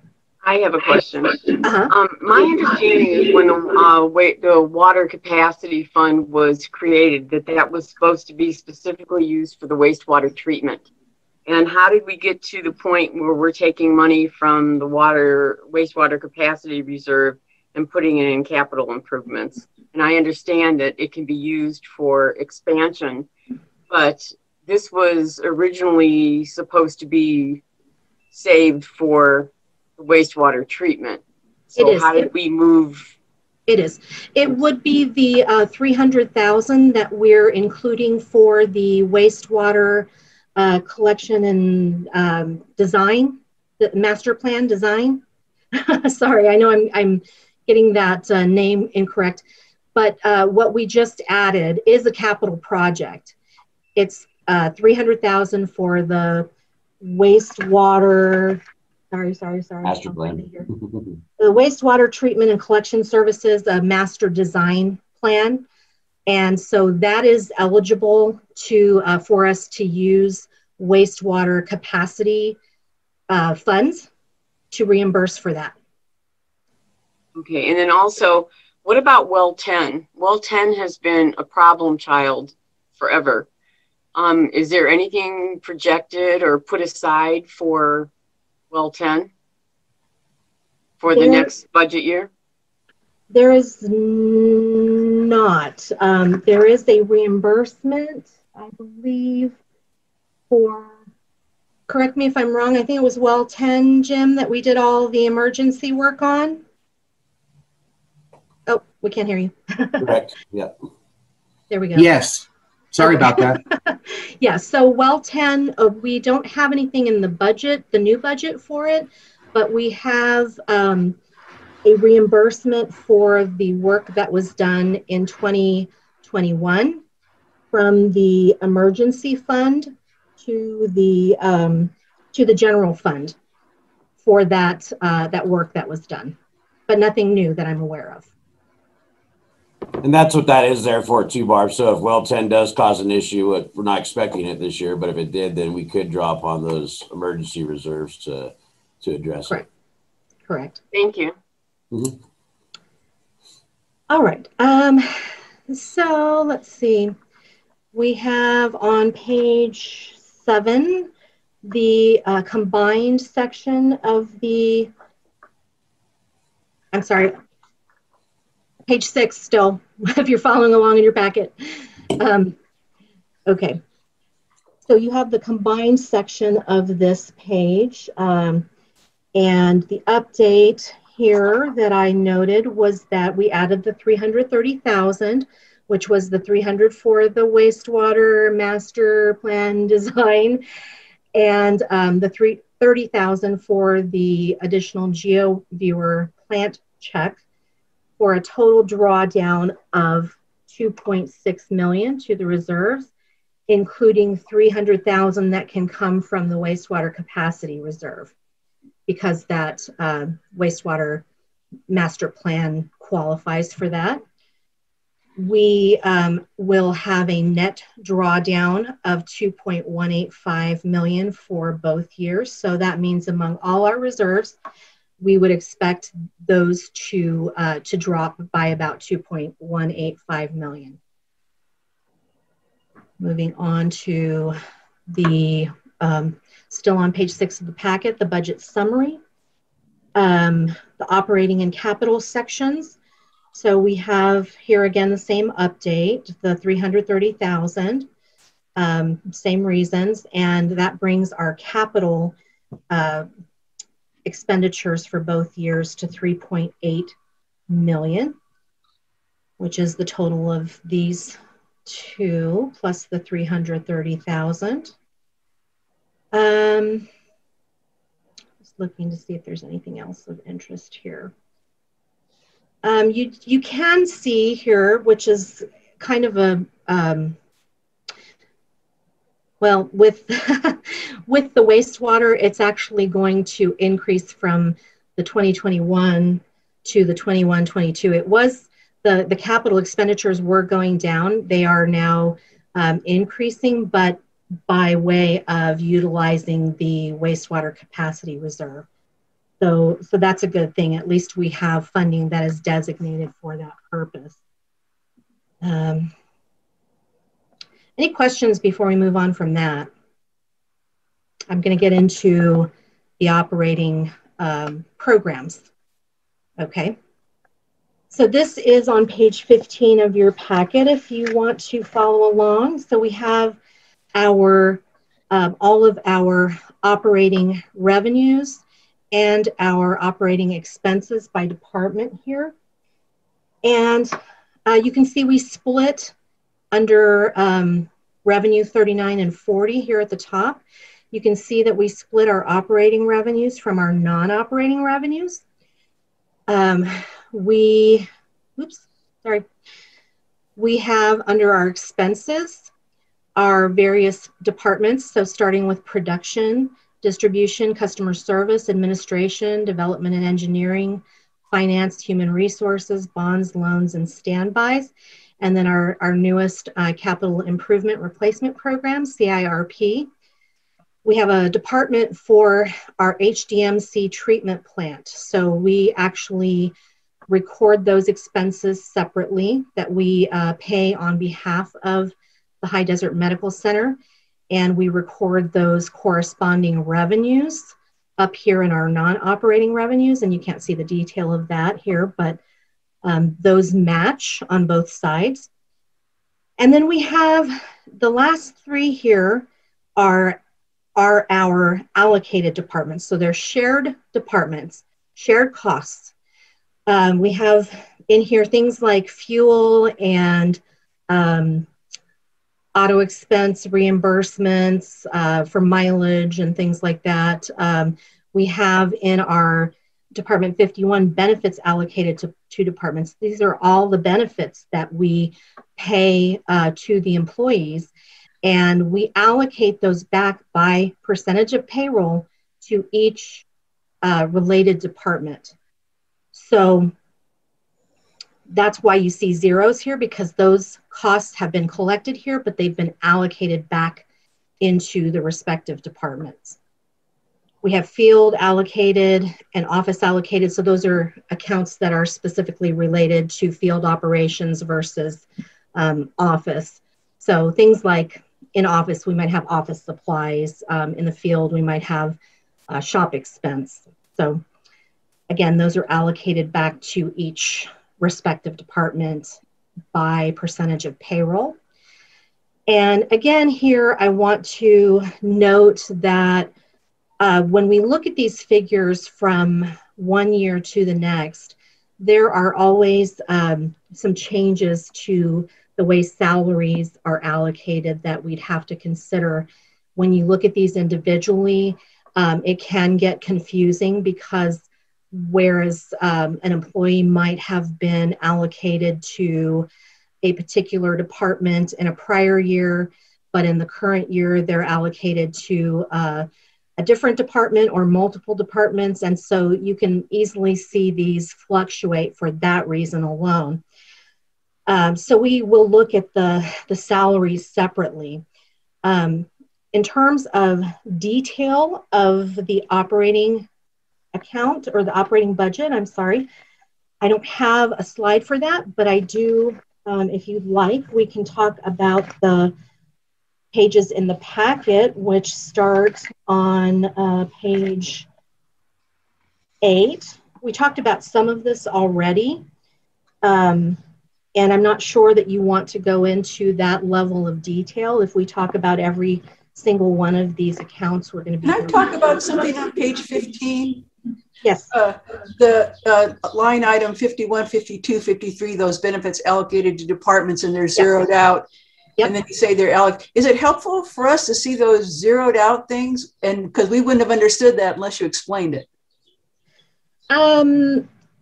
Yes, but then it would also not reflect in the department that it's going to go to. So I could present it that way, but then it's going to under-report the other departments. When they're zeroed out? When you're showing things that are zeroed out? Because it's been allocated back. So you always want to see the zero there. When we're done allocating, the place that we're allocating from should be a zero.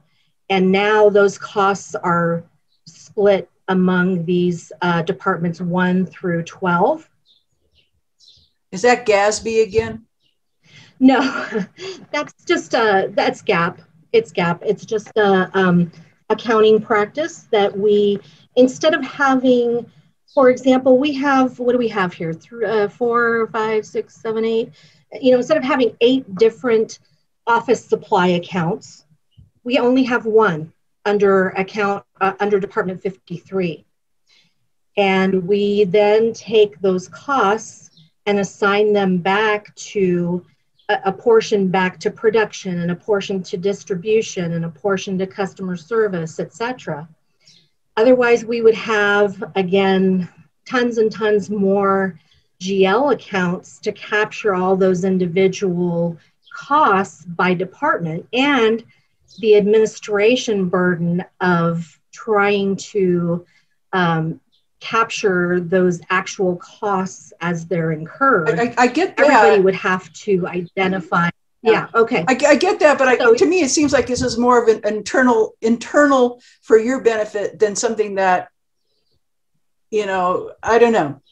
I'm just saying. Well, I think I understand what you're saying. If we showed those here, which we could do, then or not show 51, 52, and 53 here. Oh, okay. Yeah, I mean, I can, you know, that's interesting. I'm kind of thinking about how these look in the final budget.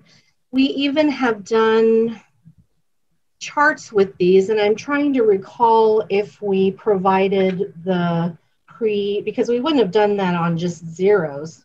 I'll think about that before we do the final presentation, to see if there's something we can do to make that a little bit more clear, or at least eliminate those. Is that what you're thinking? Yeah, because I just don't know how it helps us to see those three items and zeroed out across. It just doesn't. It's like almost like a red herring out there. Well, when you look at the detail in on page, it starts on page 12 of the packet. So you have at the bottom, program 51, you can see benefits allocated to departments and all the detail that is included in that. And there you can actually see the total that was allocated.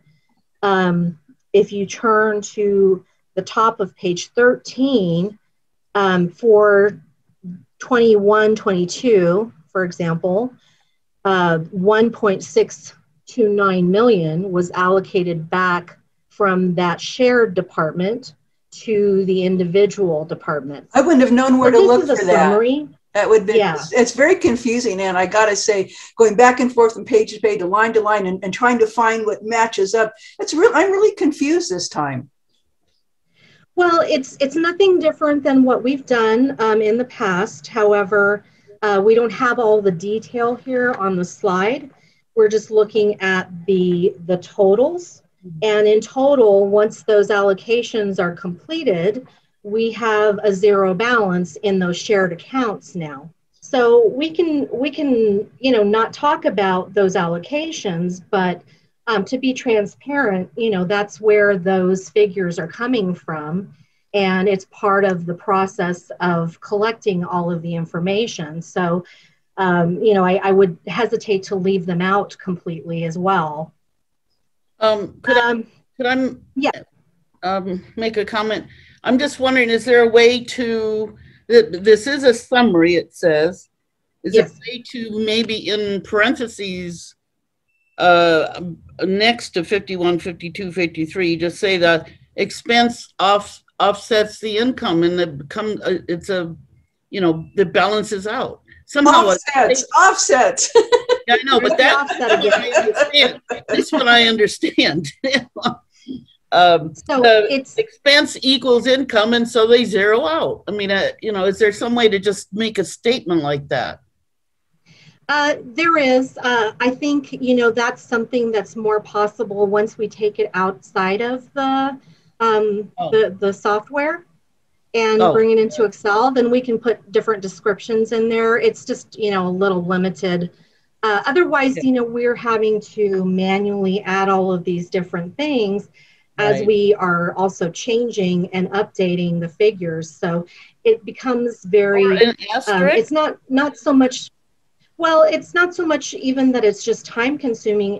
There's potential for the more manual work that you have to do, there's potential for things to be overlooked and for more error. That's, you know, so we try to keep it simple and just take it out of the software for this phase. But yeah, I can definitely look at putting some additional descriptions into the final presentation budget.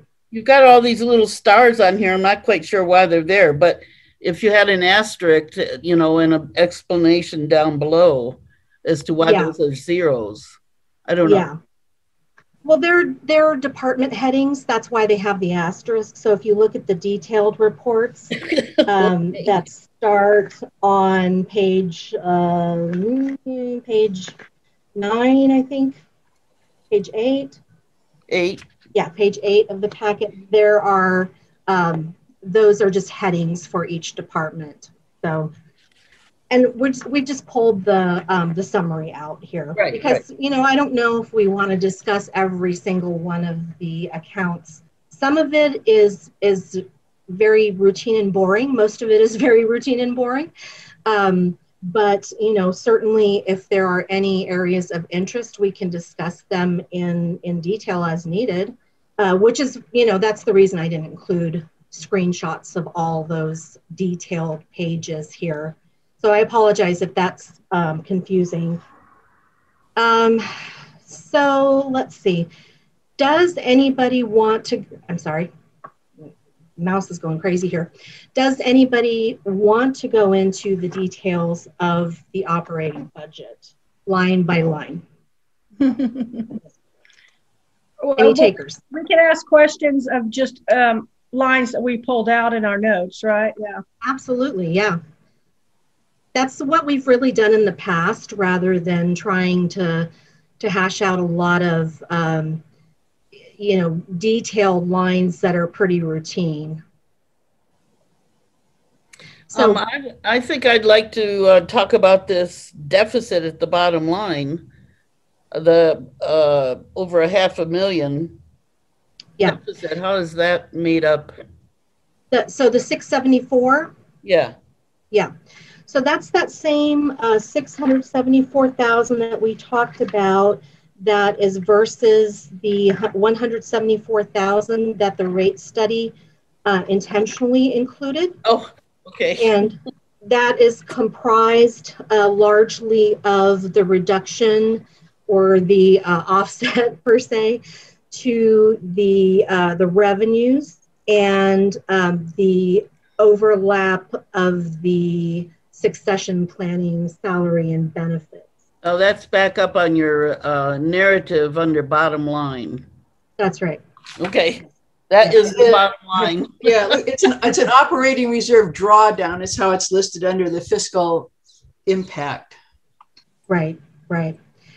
And last year, I don't, you know, I should have that figure, but I don't, off the top of my head, I believe for 2021, we had in the rate study I believe it was a $600,000 drawdown. I can confirm that right now. 629,000 in the rate study. So you can see that drawdown, that intentional drawdown last year was much larger than it was this year, but it's near the budget that we are anticipating. So that's good. We're in line with that for last year. Any other questions about specific operating accounts? So we're talking about the individual funds and the or the programs?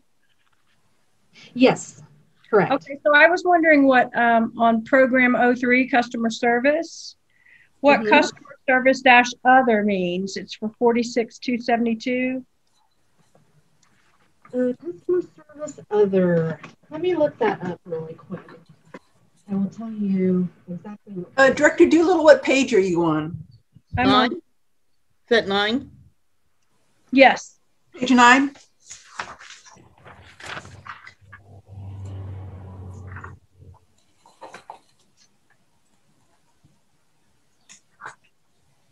I'm getting into the software. So.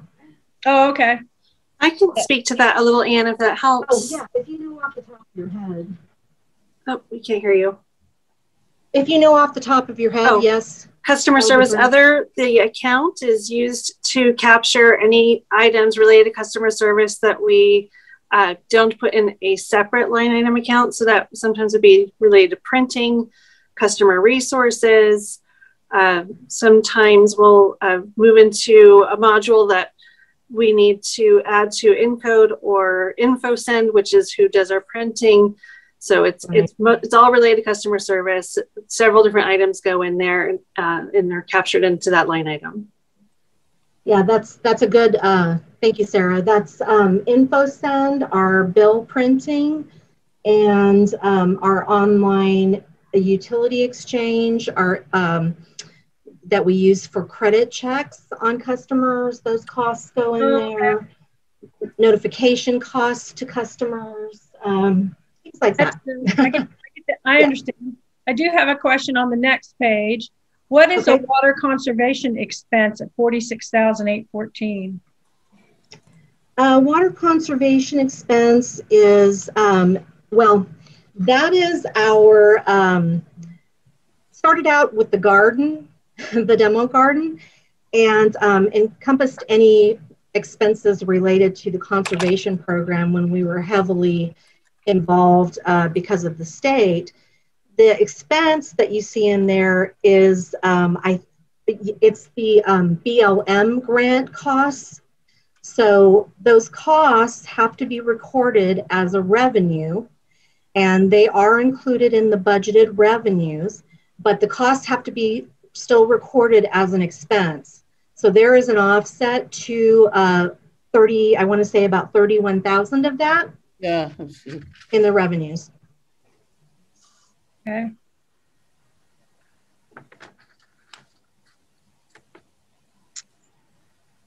Let me see. I could probably tell you specifically where. Okay. If you look at page 7 of your packet, the last line there is grant revenue federal for $31,020 in the 2021 mid-year column. That is the BLM grant, the costs of which would have been included in the water conservation. Okay. And then I had on page 12, let me go to that page. I have kind of small screen problems too. Oh, yeah. Sorry. Well, I know they're tiny. Email. Okay. Yeah, I wanted to ask, what is salary benefits clearing? Salary benefits clearing is, okay, for CIRP, salary benefits and salary clearing and salary benefits clearing. Those are related to the portion of the CIRP department's salaries and benefits that are allocated back to the capital projects. So we capture all their salaries here in this department, but then we have to allocate part of it back to the capital projects. So for example, to Saddleback or Tilford. And so we offset those costs here So what we end up with in this 512 department, department program 12, is just the expense portion of their salaries. What is not attributable to the capital project. Does that make sense? Cut off is Saddleback, right? Project Saddleback? Project, no, because it wouldn't just be specifically for Saddleback. It would be for any, it will be for Tilford too. Yeah. It starts with an S. I don't know what it. Yeah, I don't what the is. Let me see. Salary. Project salary. Salary. Project salary. Yeah. Okay. Sorry, we have space limitation issues. Yeah. Well, and one other thing I'd like to say, and this is just a more general comment, is since I've, come onto the board, and I've heard this before I came onto the board when I was looking at videos and things like that, and I kind of alluded to this in our last board meeting, that staff is overworked. And I don't know from looking at this that I can see where any of that there might be any relief. Mitigated. Yeah, I'm not seeing where that might be. So either I'm wondering, am I incorrect in understanding that the staff is overworked? And, or, is it, I know what it takes to train somebody. So I know you can't just instantly hire someone and boom, have them hit the ground running. But I'm just wondering where that's being addressed. So that would be in the salaries and benefits, and we can talk about that a little bit more when we get to those last 2 pages of the packet. That will describe how we've changed the positions from last year to this year. So you'll see some of that there. Of course, what's not addressed is not addressed. So, I mean, if there's not a plan at this point, then we don't see it here. But we do have some additional funding in here for staffing. So, so there is a component of that. And I'd like to speak to that too when we get to that part, if you don't mind. Oh, okay. Yeah, sure. Any other questions about the GL? The operating GL accounts. I have a question on page 17. That's we talk about capital revenue from grants, and it looks like there's nothing anticipated from the state. Is there nothing in the works? Yeah, we have. Correct. That's correct. As far as I understand, that is correct. Okay. If the state did come up with some funds or drop down from what they're talking about, their extra funds they have, would we adjust the budget, or how would that? Yeah, we can adjust the budget once we have a commitment on something. We wouldn't want to adjust the budget before we have a commitment from someone, an agreement on a grant or something of that effect. Yeah. But yes, absolutely. Because hopefully they will filter down to the small districts. Hopefully at some point. I hope so. I do. Hi, this is Mike Reynolds. I'm my power went out and electricity went out, so I called in. So I don't know if it says it's me or not. Hi, Mike. Oh my goodness. Just to let you know, I'm back. Okay. Thank you. All right, we're talking about the operating budget in more detail. If you have any questions, Director Reynolds. Not at this point. Thank you.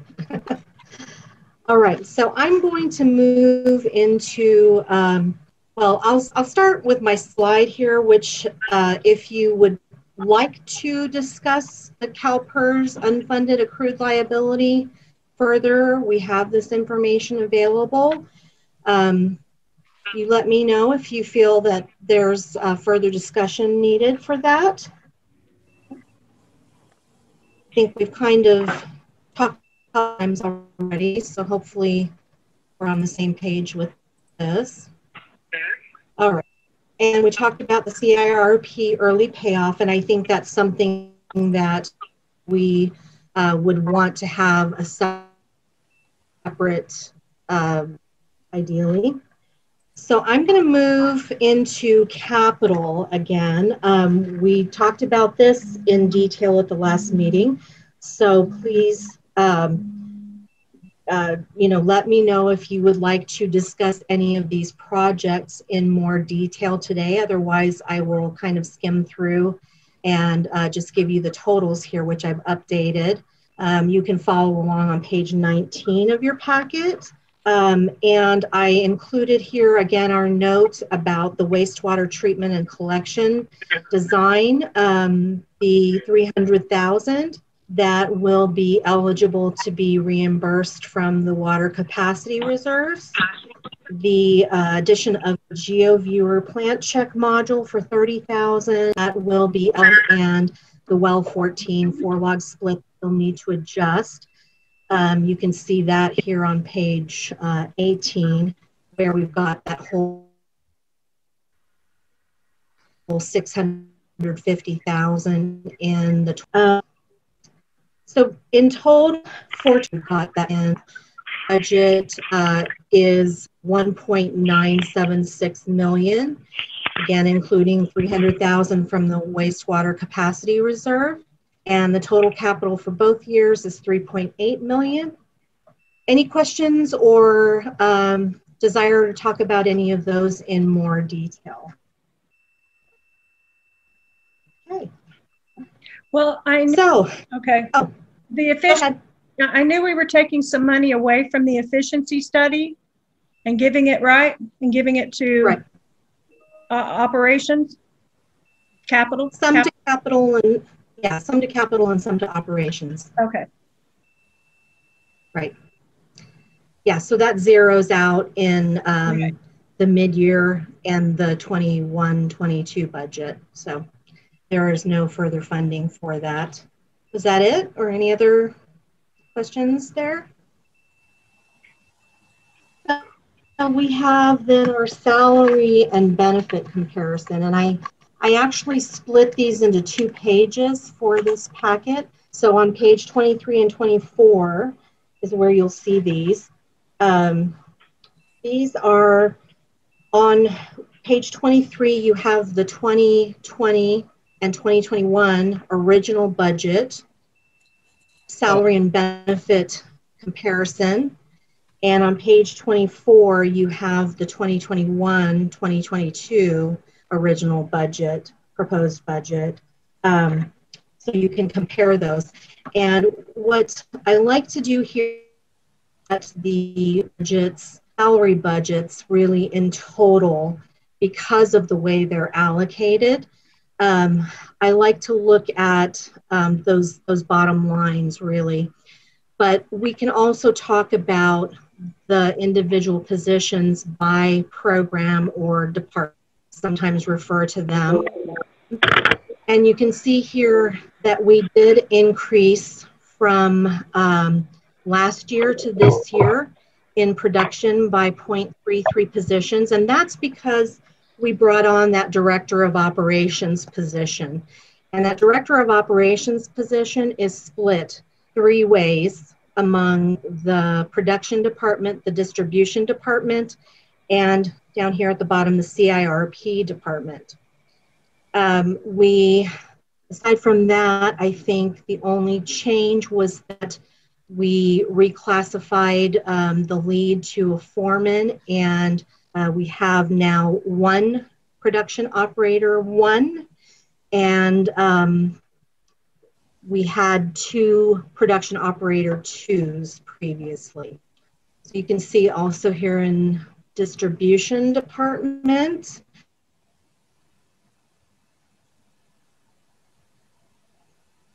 that of operations that split.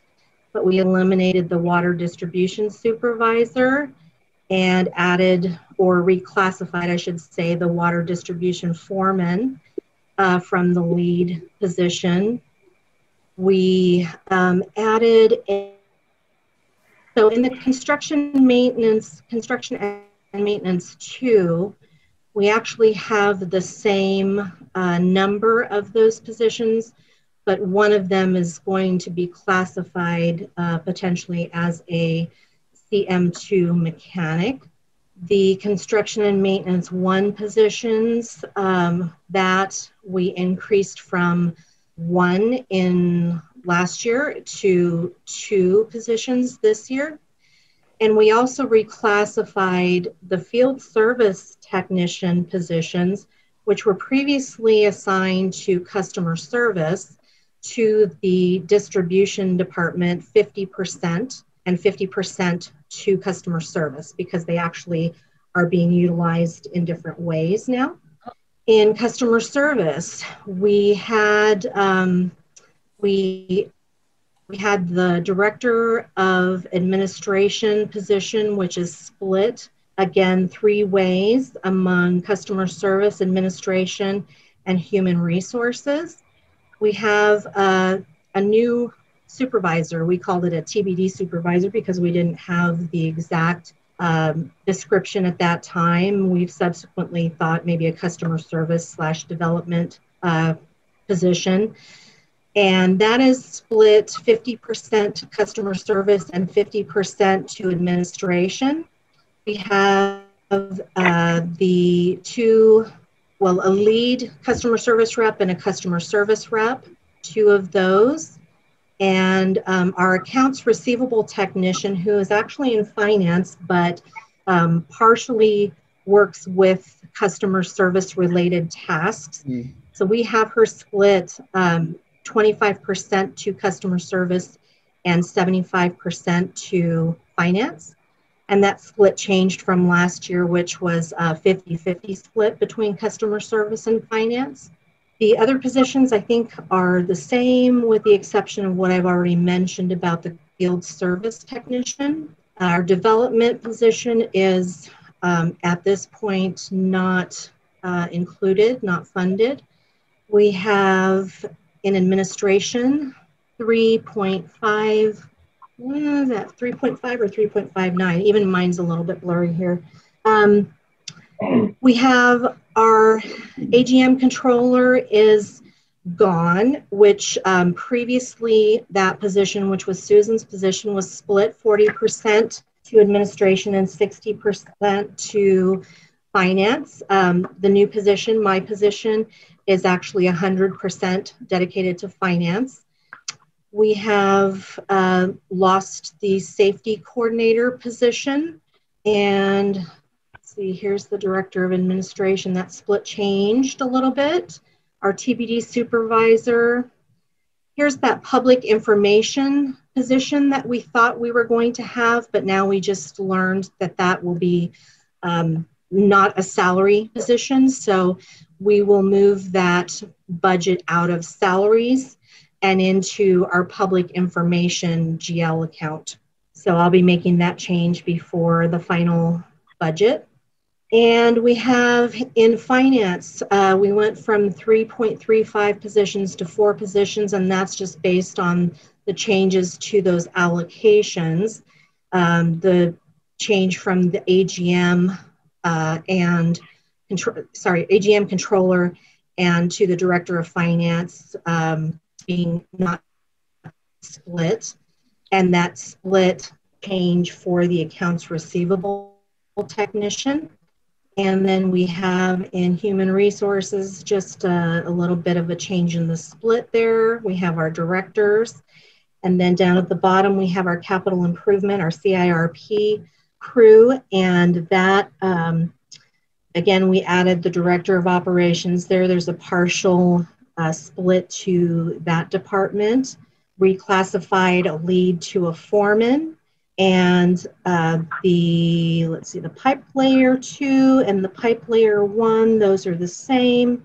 And we have also 2 laborers there. So in total, we have gained, with all those splits, we've gained I believe, a half of a position. So 3.3, yeah, gained a half of a position. Sorry, I'll look at my notes here for some other information. Then we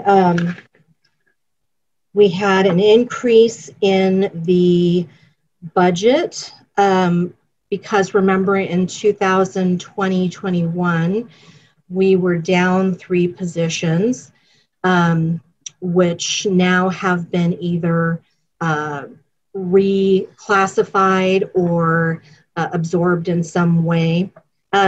Sorry, Sarah, did you want to speak to this while we're here, or? You're doing a great job. I'm sorry I had to log out of my session because the Wi-Fi in the office is going a little bit crazy. I know, so, I keep seeing that it says it's unstable.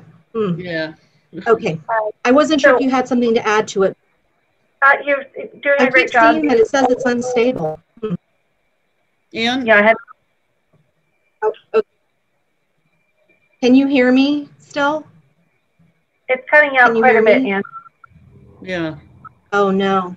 Ooh. Okay. Ann, this is Jane. So should I call in too? Yeah, yes. That's what I have to do. I can hear you okay, Ann. I can hear you, but you're frozen. Your picture's video's frozen. Oh. Okay. So we can hear. Yeah, everybody's frozen on my end too. We're just not we're not getting good quality right now. It sounds a little garbly here. Is it? Perhaps re-log in, Ann. Okay, let me try to log out and back in. Oh, all right. While Ann is doing that, I can speak to some of the positions. We do know that we are going through some growing pains or changes. We had some attrition last year, and with COVID on top of that, we have not filled all of the positions, but we do plan to begin recruitment here shortly. We have a couple of other pieces we want to get into place, such as our payroll up and going before we add new people into the system, and just spreading the work across a little bit differently, redistributing some of the duties. So I think once we get fully staffed back to where we were, then we should feel a little bit of relief from some of the extra duties that Stacy had spoke to a little bit earlier. So if that doesn't do it at that point, then of course we'll readdress. And then these changes too that are in this proposed budget, they still have to, some of them still have to be negotiated with the union. So I just want to make sure that that was understood as well. Sarah? Yes, ma'am. I have a question about a couple of these positions, which are all split, spread between all your different departments. Who is general office assistant and who is accounts receivable technician? Our office assistant right now is Christina. She's working in customer service primarily right now, though, because we had a recent separation of employment. And our technician is Gail Emery. Okay. The accounts receivable or accounting technician. Yeah, I see that they're split between 2 or 3 departments, but what is your official, what's your position? Is it?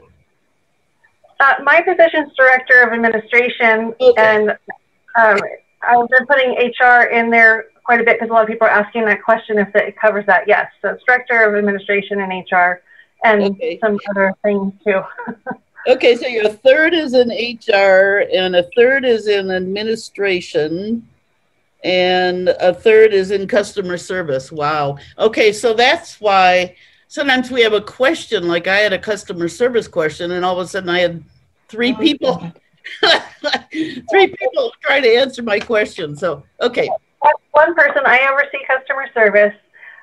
We're hoping to add that supervisor position, which will be great because it'll give a separation between human resources and the rest of the positions and give the folks in customer service a second level to have before they get to HR. So that's another reason for adding that position. Okay, thank you. Great, good to hear. Good to hear. Thanks for explaining that. Oh my. All right, well, there wasn't much left really to say, but I did want to point out there. Can you hear me? I'm back, I hope. Okay. So I did want to point out that we're still at a combined percentage of revenue of 46%, which is good. We have not increased. So although the costs have gone up, they've gone up proportionately to the revenue. So I think that speaks to a lot. So questions on the salary and benefits budget comparison? Is Director, I think I saw Director of Operations Corbin still in there somewhere. Yeah, he's the one that's split three ways. There he is. Distribution and CIRP. I wondered if he wanted to talk anything about the, Jim, did you want to talk anything about the people and the staff and the crew that's under your departments? In what way? Well, I don't know if you heard, but Sarah was explaining some of the splits on who's doing things, and also talking about needed staff. Anything you want to talk about in what you have purview over? Yeah, CIRP obviously, and all the projects that they're working on. The distribution side, which does all the new services and leaks and stuff like that, customer service, and the pumping plant. We're going through some changes, so it's hard for me to, I don't want to overshoot anything because, it's going to be all predicated on what the board decides to do. We're all working really hard and doing our best with what we have, and I think we're making headway in a lot of areas.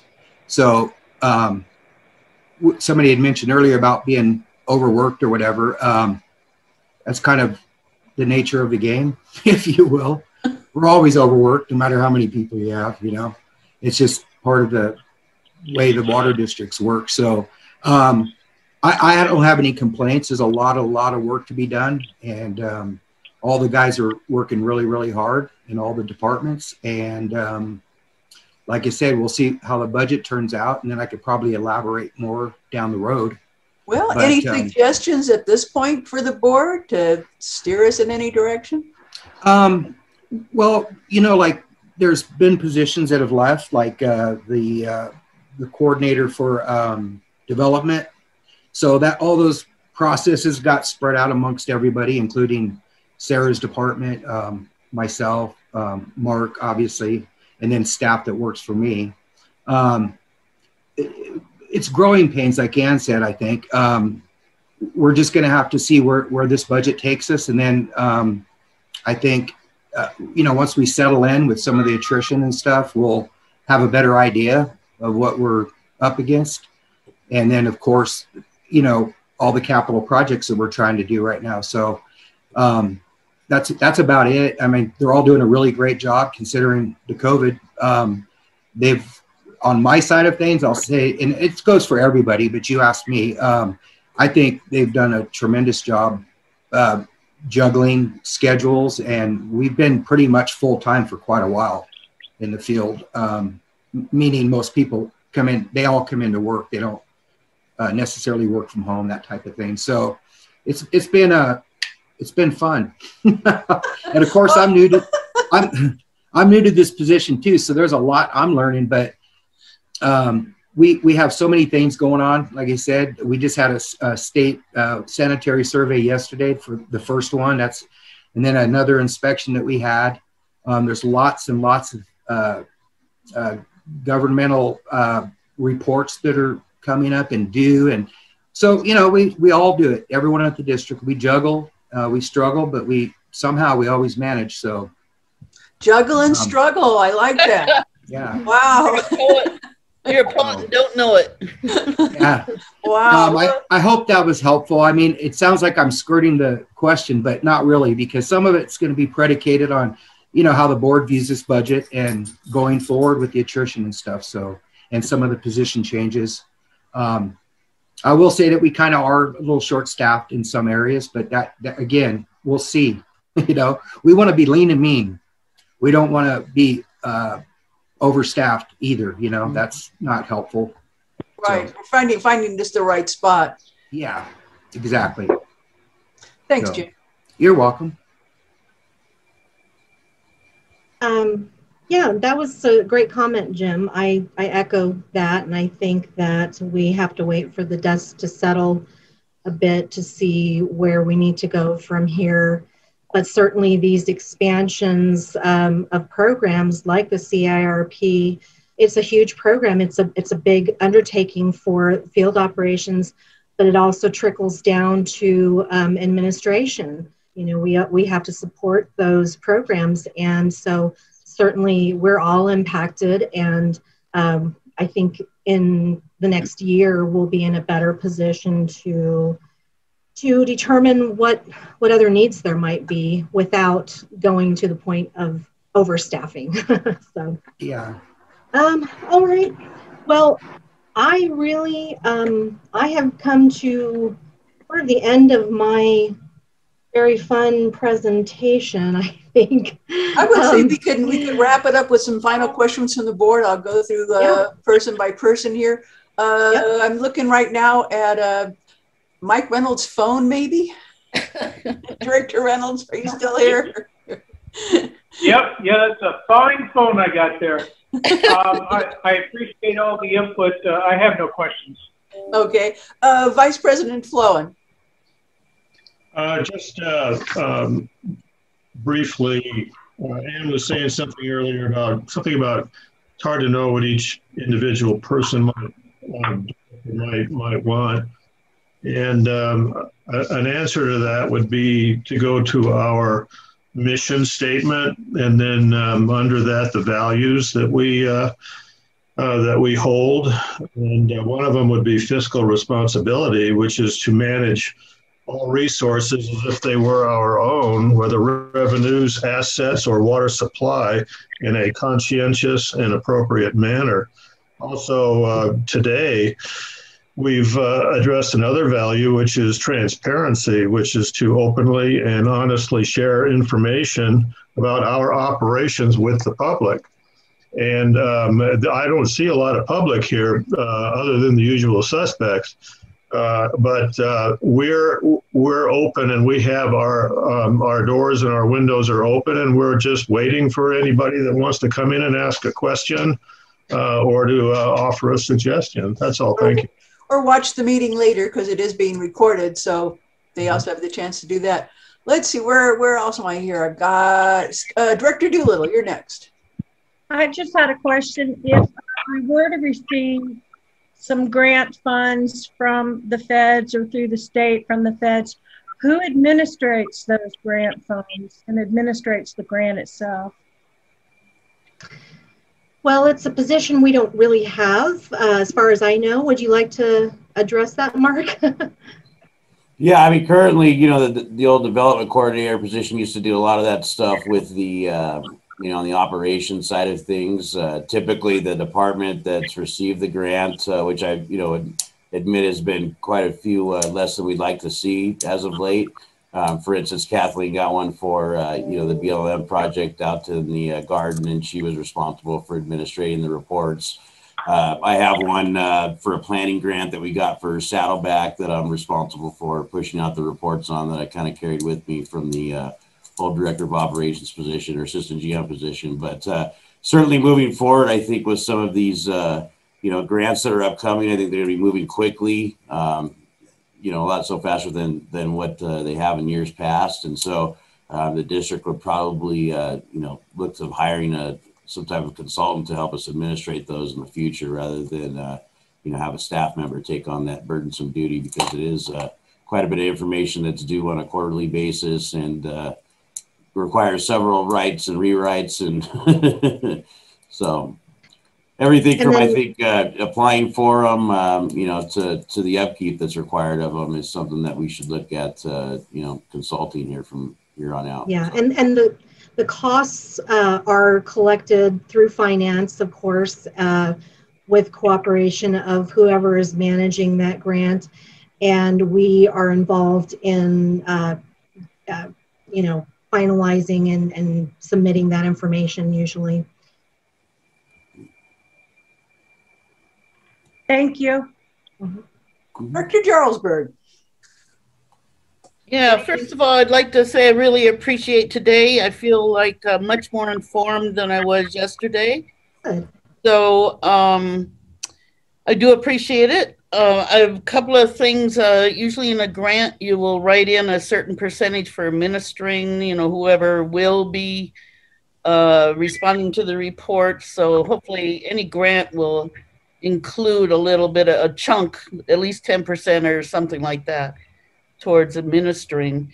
And I also wanted to point out, or to make sure I'm correct, you have a total of 17.75 and 10.5 staff, according to this chart, which I think is 28.25 staff people. What would be an optimum staffing level, in your opinion, Mark or Anna? You know, I think you know, my colleagues hit the nail on the head earlier, and that's that, you know, you've seen quite a few capital expenditures last year and a lot of startups with different types of technology that the district's trying to leverage. And though we're hiring, you know, additional folks this year as part of this budget, if approved, you know, we certainly want to give it, you know, our best shot at trying to leverage as much of that new technology as possible, you know, to limit staff, of course, without, you know, exhausting our current staff either. But we certainly want to see how those pan out this next year. That's why we got them, and that's why we want to continue moving forward with them, so that we can utilize those to their greatest potential. So maybe round it out to 30 people or something.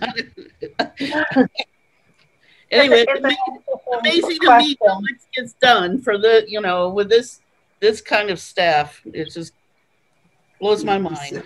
I agree. We save money on that half a person with uniforms. Yeah. I have CAC members here. President Delph, anything you want to ask or add, or? I just one quick question. The public information associate being salaried versus an independent contractor, what does the district save by doing that, by keeping her a independent contractor? Well, when you have an independent contractor, you're not paying the employer taxes, you're not paying CalPERS and some of the other healthcare benefits that come along with it. However, that position was not slated for CalPERS, and it was not slated for benefits. It was slated to be a part-time position. So really, it's the employer taxes that would be saved. But that is not the reason why we would choose to make somebody an independent contractor. We first always want to comply with the law, and AB 5 dictates who can and cannot be an independent contractor. But we are working so that we can make sure that this is you know, done in the proper way, so that it's not being we're not trying to slide by not making it an employed position. It's going to be a true independent contractor position. No, I wasn't implying that whatsoever. I was just curious as to what the I just want to make sure it was clear, because it has been asked. Oh, okay. Right. And then another thing is, I had a conversation with one of the other directors, and is the district looking into any kind of programs that could help our customers financially? So that maybe they could afford to pay their water bills. Like, I don't mean like implementing a program, but like maybe, you know, in our newsletter saying that you can get, you know, food at these 4 places, or you can get help with your utilities and whatever with this organization. That may help cut down on the bills that aren't being paid here for the district. It's a great question, and if you go to our website and to customer service, and there's a customer service assistance and community resources tab, there is a whole list of different resources in the community, including the one that we are a part of, which is Help to Others Assistance Program, with the online application there. But if you know of any additional resources, send them to us, and we'll make sure that they're vetted and that they get posted. And incidentally, speaking of the website, I did look at the website, and the website is looking great. And I know that you guys have been working on that, and it's really looking really nice. Well, thank you. It's collaborative. Everyone's been participating, so thank you very much. CAC member Frank Coate, anything for us? I'd just like to thank the board and staff for a job well done on presenting this workshop. Thank you. And looks like I have a call-in user number 1. If that person is out there and wants to ask a question. Seeing none, do I have a motion to adjourn? So moved. Second? I'll second. I'll second that. Sorry. All in favor say aye. Aye. Aye. We are adjourned at 3:38. Thank you, everybody. Participants and staff. Great job. Thank you very much. Great meeting. Have a Thank good you. afternoon. Have a good day. Bye.